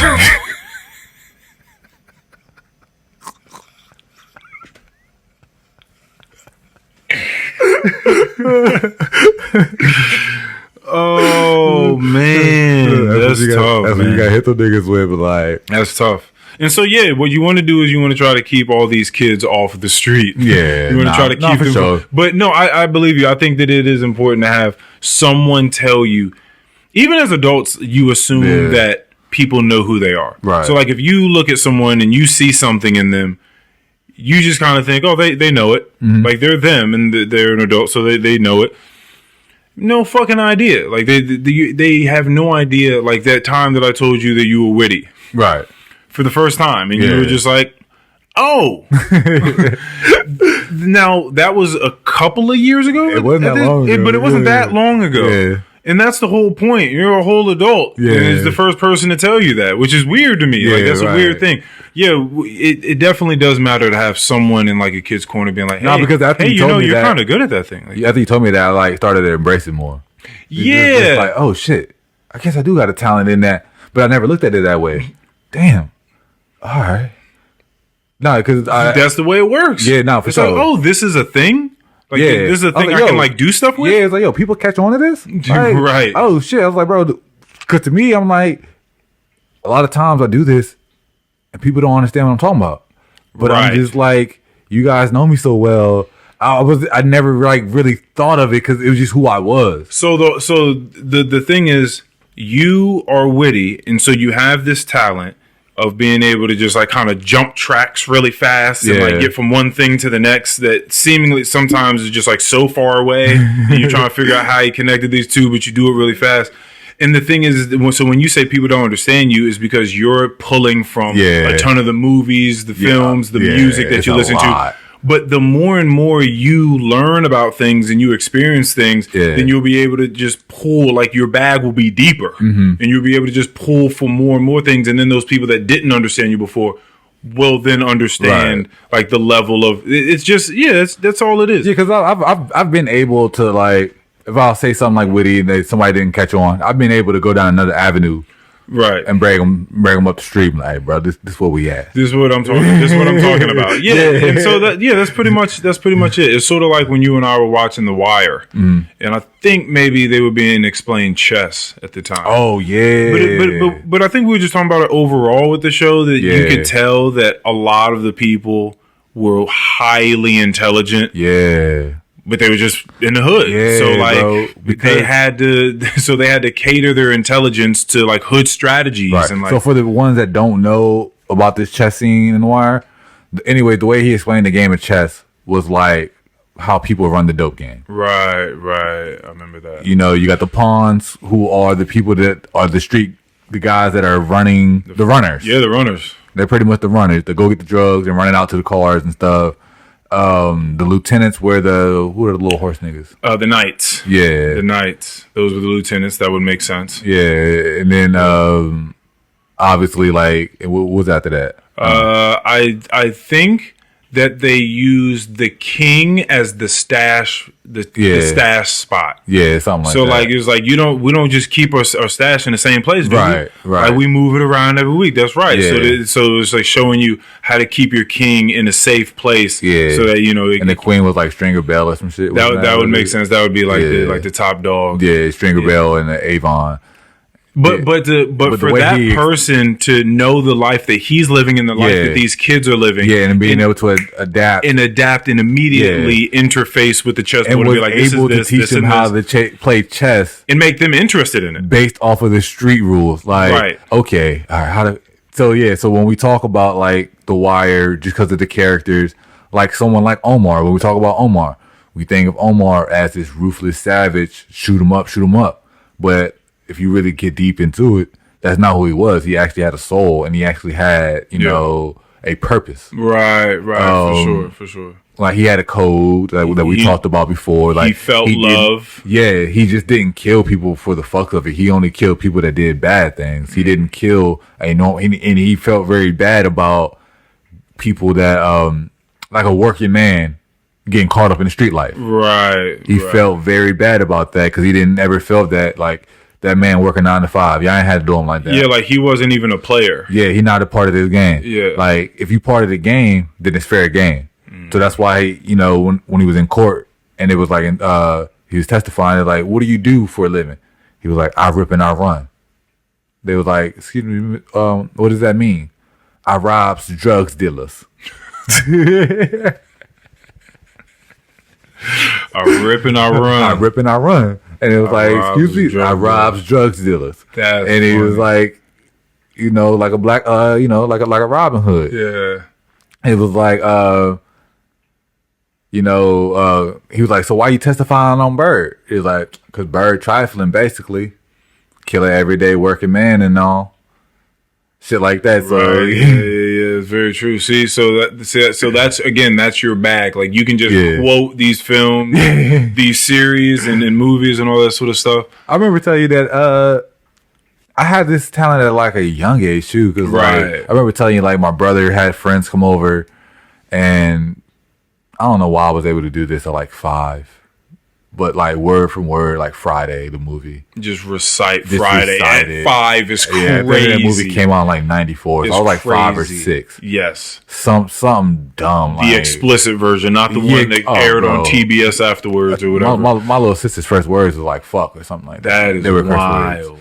But yeah, like at a young age, but obviously not knowing.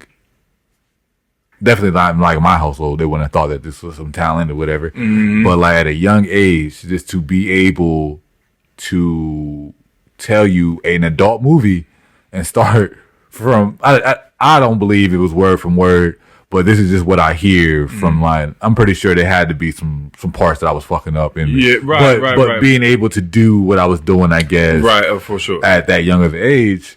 And I never think of it because like my whole life I've always got like I never like did the best in school, but I will always get shunned because they'd be like, oh, you can remember all these songs on the radio, but you can't remember this. Like, yeah, I got interest in that shit. Yeah, that's how that works. Yeah, you can every song on the radio, but you don't know how to do your homework. You know what? That was a really stupid thing that they kept telling us, like adults kept saying to us, because I got the same thing. Oh, you can remember all these rap lyrics. It's like the rap lyrics are good. Like, the rap lyrics have them. These songs have a melody to them. There's a cadence in this man's voice as he's speaking, like as he's rapping. That like those things, those phonetics help us learn things. Right. They didn't teach us ABC without A B C D E. They didn't teach us. Think about how we learned. Yeah, how we started learning with all off of nursery rhymes. Yeah, that was just a stupid thing for adults to keep saying. You can remember these things. Of course, I can remember them. I bet guarantee you, if motherfucker Shakespeare was rapping Yeah, it with a melody. It would have been different. Or some 808s and heartbreaks type shit. It would have been a little different. It would have stuck with me a little more. Like, yeah. You know, so yeah, I got a lot of that, and it's just, and actually, like every day, I'm like, no matter who I'm talking to, something will come up in a conversation, and my mind, maybe because I like to visualize things, so like whatever somebody's talking about in my mind, I'm visualizing probably like a scene from a movie. Or if there's a key word that comes up, and then my mind actually just goes to a movie, and I can see the scene.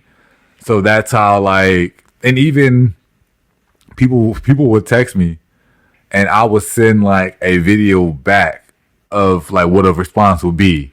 Yes. But I can find, because I remember movies and things, I know. So you might say something in text, I'll be like, oh, bet, boom, I'll Google it real quick and find that clip within like a 5 minute. Right. Because I know exactly the scene in the movie that you're thinking about. And how I know exactly what it is. And my sisters, every time I sit into them, they're like, yo, do you just have these on hand? I've definitely thought about that before. I'm not going to lie to you. I've definitely thought that. I'm like, why does he just have this on hand? Like, what? Like, why can't he just send me this clip from this fucking movie like that fast? Like, he really just has these in his gallery? Like, no. I go and look for them. That's crazy. But I'm good at like finding it because I know how to type keywords. Yeah. Because I remember. Like, definitely with the way Google is today, if you remember a few of the words of the line that you're looking for, you can type that in. And I'm good with movie lines. Yeah. And so at Julian's party that he had a couple of weeks ago, the Friday themed one, we played like I think it might have been like. Hold on, wait! You went to a party a few weeks ago that was Friday themed? Oh, I didn't tell you. I thought. I thought I told you. That's funny as shit. Why? Like, how was it themed Friday? Like, what did you guys dress up as a character from Friday? What did you dress up as?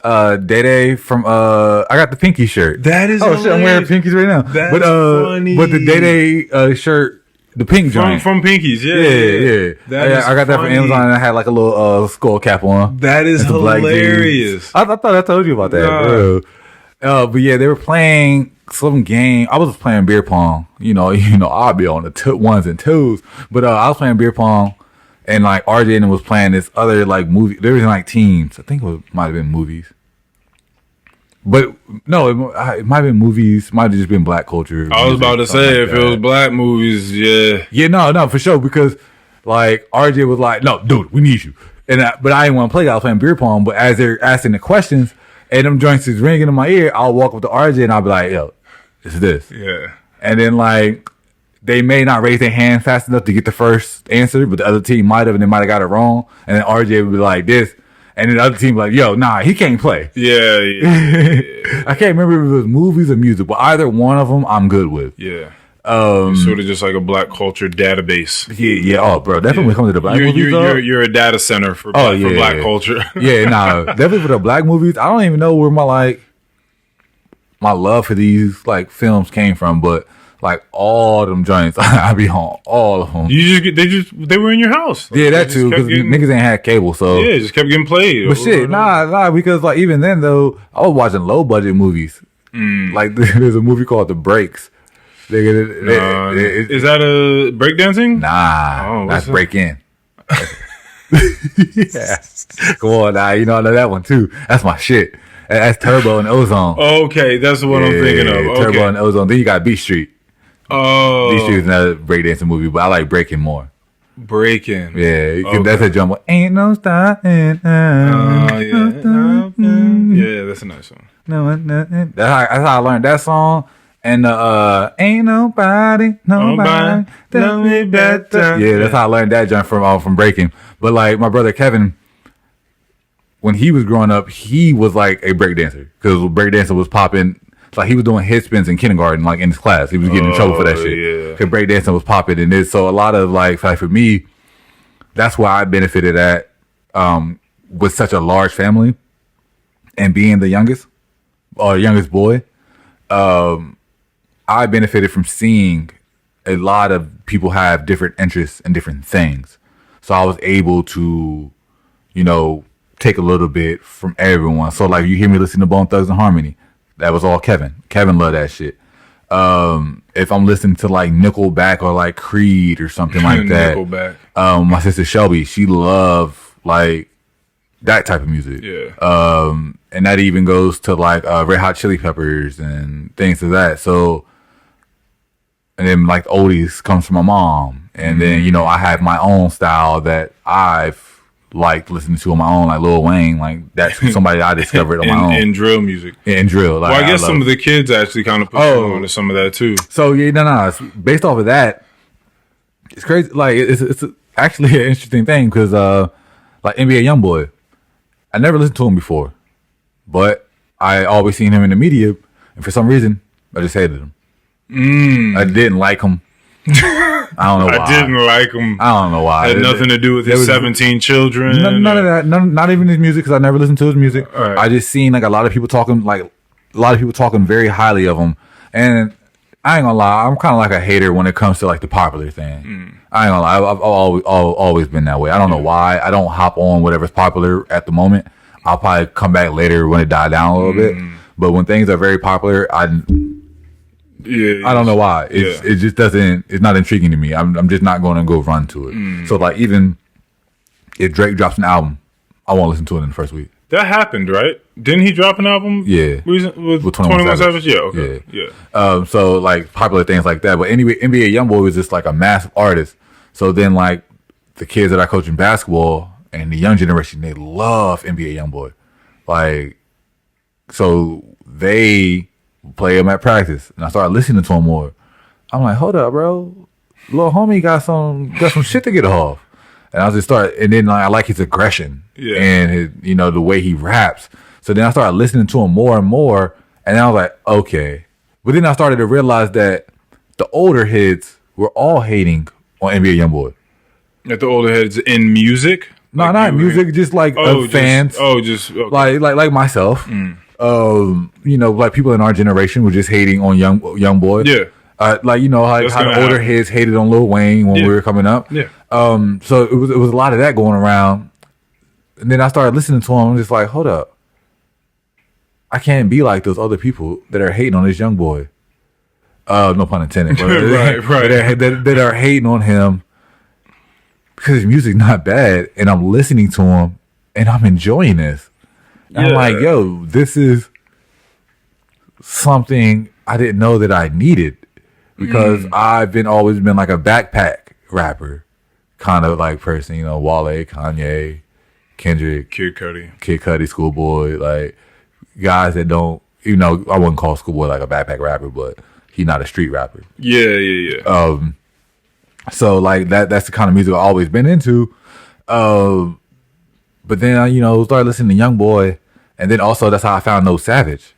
So then I'm started to be like, No Savage was because of the kids that I'm around, and they were like, yo, you don't listen to No Savage? I'm like, bro, what the fuck? Like listening to some nigga named Savage? Yeah, like, bro, that just already sounds like it's gonna be some crazy shit. But then and it is. It is. And then I started just listening to him, and I listen to it with a different mind. I listen to it for the art. I don't give a fuck if this nigga lives his life or not. Yeah, no, I think a good place to be in this for adults as well as children is, it's just harder as children because you're much more impressionable. Yeah. But to be able to just listen to music, if you like it, you like it. Yeah. Whatever the fuck that means for you, you don't have to explain yourself to anyone else. If you like it, you like it. It's just when you're a kid, you want to do that shit too. Right. Like for us, you can listen to No Savage all day long. Right. The last thing that's going to happen is you're going to go out and try to do pick a fight with anyone outside. Right. Kids, it's different. Right. Like they're just like, oh fuck, like this shit gets them hype and they want to go out and try to do some shit. So we just need mentors that can talk to them and not just say, hey, you shouldn't listen to this type of music. It should just be like, it's just got to be a conversation around everything. Yeah. Like just introduce them to more things. Sort of like what I think about with you and the wittiness. I feel like if someone had told you like what being witty is, like what wit is, how you manifest it, like how it's been shown, like when you're just like, well, what's that mean? And then they tell you what it means. And you're just like, well, how do I do that? And then they're like, well, for example, Doody, just a couple of minutes ago, you did this, and then you said this. This is why what you just did was witty. And then try to tell you it's about taking very interesting things in life and then just kind of like playing with them in your mind and making connections that other people wouldn't very easily make. Right. And then like explaining it to you that way as a child and showing you more of what that means and showing other people that are also witty, whatever, you would have probably started to see it as like an art or something you could really do other things with. And it's the same thing, is we just need not for you to watch less of the black movies, because that can be a part of your bag too, but just introduce you to more things. So then that way you can incorporate a ton of things into this witty bag, the same way that these kids need to be told, you can listen to NBA Youngboy. That's fine. But also understand that this nigga that lives this life and maybe he doesn't really live some of these things, and you can listen to this song and then go to chess practice. Like, I need you to know that you can listen to this nigga talking about killing people, but you don't need to try to do that. You can go to debate, to the debate team afterwards and learn how to debate. Like, you just, like, let's give you more things to do whilst you listen to this music if you're going to listen to this type of music. And that's kind of who I was as a kid, not going through these things, but trying to be that cool nigga. Doing all the cool shit. And when you think about it later, you're like, damn, I probably could have did some other shit and had better opportunities. Like for example, as I started getting out there with tennis, I was like, damn, bro. Imagine if I started playing tennis when I was in 9th grade and I got decent at it because I'm a decent athlete. There's 50-something odd people on a football team, right? There's a billion fucking football teams in high school, and all these motherfuckers have one goal, and they're trying to go to Division I. It's a lot less people playing tennis. You don't have to be as talented, probably, because there's still going to be that many colleges out there, but there ain't that many people coming to play tennis. It's a lot less competition to get to that next level in this sport. So I thought of that shit. Thinking about and then trying to encourage kids in other ways, like, yo, look, if it's just your goal in life just to be an athlete at the highest level, like at any sport, you 5'7", why not come play tennis or some shit? You know, you ain't gonna be able to dunk a basketball. You 5'7". You got good footwork, right? You quick. Right. You can slide back and forth. Good lateral movement. You know, you got good hand-eye coordination. But this game ain't brought up in your household, you know, in your community. Nobody does this. So you don't know how to start, what lane to go through, or how is it even going to be viewed. How people are going to look at you for participating in this sport. For walking around with that racket. Yeah, you know what I'm saying? Because, like, oh, look at this nigga over here with this motherfucker. Right, because I've talked to you about this before. Like, skateboarding isn't something that just came up when I was 18. Yeah. It's something I've always been into, but it just wasn't accepted in Georgetown South. Niggas ain't about to, like, be like, yo, I see you on that skateboard. Keep doing your thing, my boy. They gonna look at you. They gonna call you all types of fucking names. You know what I'm saying? That's the worst, man. Yeah. That's the worst. And I think of shit like that. It's like, bro, I've always enjoyed the skateboarding culture, like my brother and I did. We both did. We all had all the Tony Hawk games.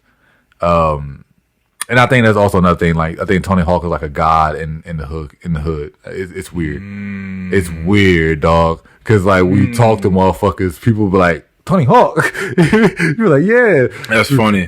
Certain people were able to break through. Certain people, like, I've seen a meme. Yeah. I seen the meme, and it was of Wesley Snipes. I forgot what movie he was in, but he was crying, and he was pointing a gun. And he was crying. And that joint was saying, like, when a race war breaks out and you got to kill Tony Hawk. Oh, right. I remember that one. You gotta kill Tony Hawk. Nah, that's funny. Nah, because at that point in time, they're just gonna go back to the old school Chappelle show, like race draft. Oh, bro, they're gonna be Tony Hawk. Hey, yeah, that nigga might be. People might be fighting because if the whites don't take him within a certain amount of picks, boy, I'd definitely give y'all nigga Colin Powell for Tony Hawk. The blacks are going to save many, many whites, and that's the thing. They're going to save many people, and then hopefully it's just like, oh, you know what? Maybe we ought to just save each other. Like, you're going to say, they're going to be, listen, because they're going to be people you're not even, you're probably going to save, like a Seth Rogen and Jonah Hill just off the top. Yeah. You're probably going to save Will Ferrell and his team. I'm saying Will. That's probably going to say all the comedy guys. Probably Adam Sandler and his team. Like you're gonna. It's funny that you just name all the fucking white people movies I be watching. Yeah, the big like all those guys. Hey, for real, I'll probably say that nigga Elton John too. Oh yeah. Yeah, I mean, why not? But see, that's the thing. Then you get into just like might as well say because like my brother, the one that passed away, one of his favorite songs is Benny and the Jets. And that's like one of our family songs. So that like I really like Benny and the Jets and Rockin' Man. So I would definitely probably save Elton John just because my brother rocked with Elton John. Yeah, but if you start, it's so weird though. Like nigga, Elton John. But this is such a wild hypothetical because then the question is like, well, who are you not saving? Like who are people you're gonna be like, nah, let that motherfucker go? Oh, Skip Bayless. No, Skip Bayless isn't good. He's not good anymore. I don't know. Oh nah, he just be shitting on LeBron, bro. We ain't doing that during Black History Month, nigga. Oh, got you. This has it'll probably be a few like Skip Bayless, that nigga Alex Jones. You can go ahead and go to, buddy. Like you mad entertaining, but we good on you. Oh like, man, that's so funny. Knowing that there are definitely people you just like, yeah, go ahead and let them just. Like if they're hanging off the cliff, don't we're not pulling them up. I'm trying to think of somebody else. Oh, that's so funny. Yeah, because I'd want to. I gotta probably Kevin Spacey. Like, all right, bro, you gotta go. You're pulling wild people out of the cut, Kevin Spacey. Oh no, we're not gonna save Kevin Spacey. I guess you can't. Yeah, nah, bro, you was wilding, dog.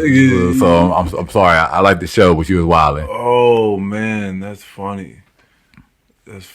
Probably get fucking Bill Laimbeer up out of here as well. Who is that, Bill Laimbeer? I don't know. He used to do some hard ass fouls back in the NBA. He used to play on the Pistons. He used to be clothesline. You're just getting rid of random people at this point, man. Yeah, bro. I don't like the way he played basketball. He used to clothesline niggas. That's so funny that was even the fuck up out of here. That was even a joke when the race wars break out. Like people were really, and maybe they're still waiting. Because listen, I'm not tapped in, so I don't know. Maybe people are people still waiting. Like, are people still on edge, like waiting for like a race war to like break out? I hope not, because I'm gonna get fucked up if it is. I ain't tapped in either. I ain't strapped. I don't know what's going on. Do I need to go get my shit? Like how people are feeling. Nah, at this point in time, I don't know. Twitter. I hear about division all the time. Division, polarization, polarized. We're so polarized. We're so divided these days. It's the left and the right. And hey, for real, I don't even know if the war is even race war anymore, or if it's gay versus straight. I even think that if you're doing that, that's even too basic. Like gay versus straight isn't even really a thing. There's a whole lot more you got to add on there. Now, that's the thing. The fights are so complicated. Yeah. I don't even know what the fights are. They're too much. That's what made the fucking internet so hard to be on these days. Like, god damn, like, hey bro, I was just coming here for the jokes, nigga. What happened to the jokes? Why everything like if you don't support this, then you are against this. Like no, you can't live like that. There's just too much. And the thing is that I've talked about that on here before. You can't be well versed in everything. Right. We talked about this with ESPN. Like you can't know all of these different fucking sports. You can't cover all those. First of all, everyone needs to have an opinion on something. We talked about everyone having a podcast, and everyone has opinions. Everyone wants to talk and get their take out. You don't fucking know. Like you can't know. You can't have a take on everything. No, like not a valid one, not one that means anything. Right. There's so much going on. Like for me to ask you, what's your current take on Kanye and where he's at, and is Adidas getting back with him, or are they not? Or what's your view on the war in Ukraine and the nuances and details of that? How do you feel about nuclear fission right now? How do you feel about Elon Musk buying Twitter and that him and a cohort of other scientists are trying to get us into the solar system and like leave the planet Earth? How do you feel about these people trying to save the soil here? How do you feel about veganism versus, a carnivore diet? How do you feel? Like there's too much. Mm-hmm. There's just too much. You just need to focus on your life. Right. There's way too much going on out there for people to have like real takes and real knowledge about every fucking thing that's going on. So getting online and arguing with people about stuff is it's the worst. It's the worst waste of time. Right. It's such a ridiculous thing to do. No, I can't go on there and just be a part of I used to go there. That's crazy. I used to go to Twitter just to get my news. But now, like, the way algorithms are, it's like so hard to like find the information that you're looking for because there's a lot of other bullshit before you even get there. Because it could be some random shit too. Like I could try to be looking up to see who won the Laker game last night, and somebody gonna get to popping off on some right wing shit. Like LeBron leans left, so this is why the Lakers lost. Oh no, the nigga just missed a free throw. Yeah, and then also my thing has been in real time across from other people. Things are much more civil and like nicer than they would ever be online. I think we all know that. 100%. Like we all understand that. So I don't even know if it's nearly as divided as people think. I don't think it is. I don't think it's as divided as the internet portrays it. Yeah, because on the internet there's a lot of bot accounts. Created. Right. Then you got to fucking think about all the bot accounts that are created to do that. To push an agenda. Yeah.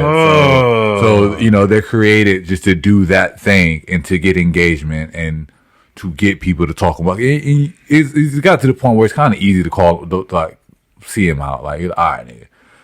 You just said some shit that has nothing to do with what the original post was about, but you're in the comments pushing some agenda. So, like, the bots and people engage with them joints and will talk back and forth with these bots, and these bots are just automated and just have responses that they're going to respond. But there's a lot of that on the internet. So, and I think it's like a high percentage of Twitter users are bot accounts. I would never be on Twitter just typing away, having a I'm not doing it. I'm just not. That's so crazy to me, man. That's so crazy to me. There's so much negativity. Yeah. And people just at it all day fucking long, just fighting, like, and then acting like they have all the right information. It's like, yeah. And if you don't agree with their views, then that means you're on the other side of whatever they believe. And I'm like, oh, they ain't that damn deep. Like, ah, damn. So like around certain times of the year, that's when you gotta like. It hurts for me as someone that gets a lot of my entertainment just from seeing shit on the internet. Right? Because you're mostly there to just laugh at people. Yeah, that's really all I'm there for. I think a lot of people echo that sentiment. I think a lot of people want to go online and just because when I hear about people talk about the old Twitter, like what Twitter once was, they just talk about it being nothing but a great time. Right. Like it wasn't all this extra shit. Right. Like I don't even tweet. I don't even like put out stuff. I just go to look at other things that I find entertaining. And even when things are trending now, you can't even click on the little trending thing and it takes you to what the top comment or what's funny about it. You got to read a bunch of other little bullshit and scroll before you find out why the thing's actually trending. Oh. It used to be whatever the top thing was would be right at the top once you clicked it. But I don't know. The way algorithms are, you might have to work to figure it out. I just go to Google at that point. I'm like, oh, Lamar Jackson trending. Let me go type Lamar Jackson name in because it's not telling me nothing right here. Yeah, I was having the conversation with Jessica on here about the news. I brought it up with Marie too because I feel like, John Mayer had a really good song years ago that was called "Waiting on the World to Change." Me and all my friends. Yeah, it's one of those that most people would know because you're gonna hear it at fucking JCPenney's and all those places you go. He get big plays in like those types of places, like department stores and restaurants. I work at H&M. He's playing big plays. And it was pretty much a song just talking about like young people like me we don't vote and don't watch the news and don't care about all this stuff, not because we don't care. It's because what do you say? It's not that we don't care. It's because we know. It's because we know the fight ain't fair. Yeah, so we keep on waiting. Yeah. So he's like, we're just fucking trying to wait for something to happen. Like we feel insignificant up against like the powers that be. So we're just kind of like waiting around. Like Michael Jackson did it first. Like we feel like the. Wait, what? All I want to say is that they don't really care about us. Yeah, they don't really care about us. Yeah. These are all great songs about just like how much of that are you gonna give your time to? You know, like just trying to look at the news, trying to decipher who's talking just bullshit, who's talking out of their ass. What does a real article look like? What does it look like when someone's typing something and it seems like these are just the facts of the matter? Like this is video footage. Mm-hmm. These are studies from these magazines or are there essays? This is what it is without any biased flavoring of like trying to tell you what you ought to think about it in the writing. You know, because a lot of people can't even. I feel like journalism used to probably be a lot better at some point in time. But then it got so bad and so many people were able to start opening up. Like once blogs became a thing. Right. And I think it was able to open up. Yeah. And it wasn't just journalism. It was, bloggers as well. Then people could say whatever the fuck they felt like. And that's how like things like Shade Room come about. Right. Because then you can just say whatever the fuck you feel like without any real journalism. And then people start reading it and then it blows up. And then the market is saturated. Yeah. And then you don't know what the fuck is going on. And then you call yourself a journalist. Yeah. But you're just talking shit. You're really just talking shit. You're just talking shit. But then it gets so embedded in the culture that people that read that think that that's journalism. Right. They're just like, oh, look at this. Did you read this article? Right. So what the fuck is this? They're just slandering someone's name. Like this isn't real journalism. Like but people don't even like know how to decipher between the two. Right. It's rough. But that's why getting in a space like that with media trying to like absorb real content, I feel like the same thing is happening to John Mayer, right, at a young age with people listening to that song, or the same thing is happening with people in politics in general, is you're just dropping out. Right. Because I don't understand shit, because it's so hard for me to try to figure out what's what. Right. It's just like, you know what? Like you said, the fight ain't fair. You're like, y'all take care of it. So you just kind of go back to your life, which is ultimately more important anyway. Hey, didn't Obama use that shit as his fucking song? What is that? Waiting on the World to Change. Did he use that as his campaign song? Like he had a theme song? And I thought somebody as a president definitely did. Change. That would be hilarious if they... I could have sworn Obama did. Remember, his whole joint was Change. I feel you, but having Waiting on the World by John Mayer as your theme song would be a terrible song because it's not geared towards a politician using it as a song. Waiting on the World to Change. I could have sworn it was Obama. Let me see if Obama comes up in this at all. Waiting on the World to Change, Obama. I don't see. Analysis of Barack Obama's Waiting on the World to Change. What the fuck is that supposed to mean? Well. Then nigga get feedback on how he felt about the bars. Barack Obama on a first. Okay, change is not. So this, first of all, I'm reading something off of Bartleby.com. So maybe this ain't it, but let me just read it real quick. Change does not occur overnight. It takes effort from multiple lives to refine certain aspects of opinions, to amend rights that can be accessible throughout our community. Barack Obama, our first black president of the United States, toiled for minorities to have a higher representation along with having their voices hearkened when they were once suppressed. Waiting on the World to Change by John Mayer demonstrates the concept of producing innovation for a better society. Along with the lyrics presented, Barack Obama triggered amendments to certain rights.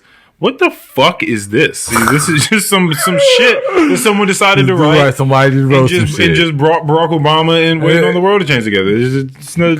John Mayer sitting at the crib like, what the fuck is it? And so is Barack. Yeah, like, they're both sitting down like why y'all bringing me into this shit? Yeah, so the things going on in my life are much more tenable. Like I can attend to the podcast that we record. I can attend to my health and the gym, and the things I eat, and the job that I have, and not trying not to get told on for reading books. Like whatever the case is, like these are things I have autonomy over. I can do something with. Yeah. All that other shit is here today and gone tomorrow. Yeah. So I'm good with that. All right. Let's get out of here. Let's go continue our conversation. Yeah, yes, sir. Some weed or something. Facts. Thank you, everyone, for listening. Thank you. Episode 158. Thank you.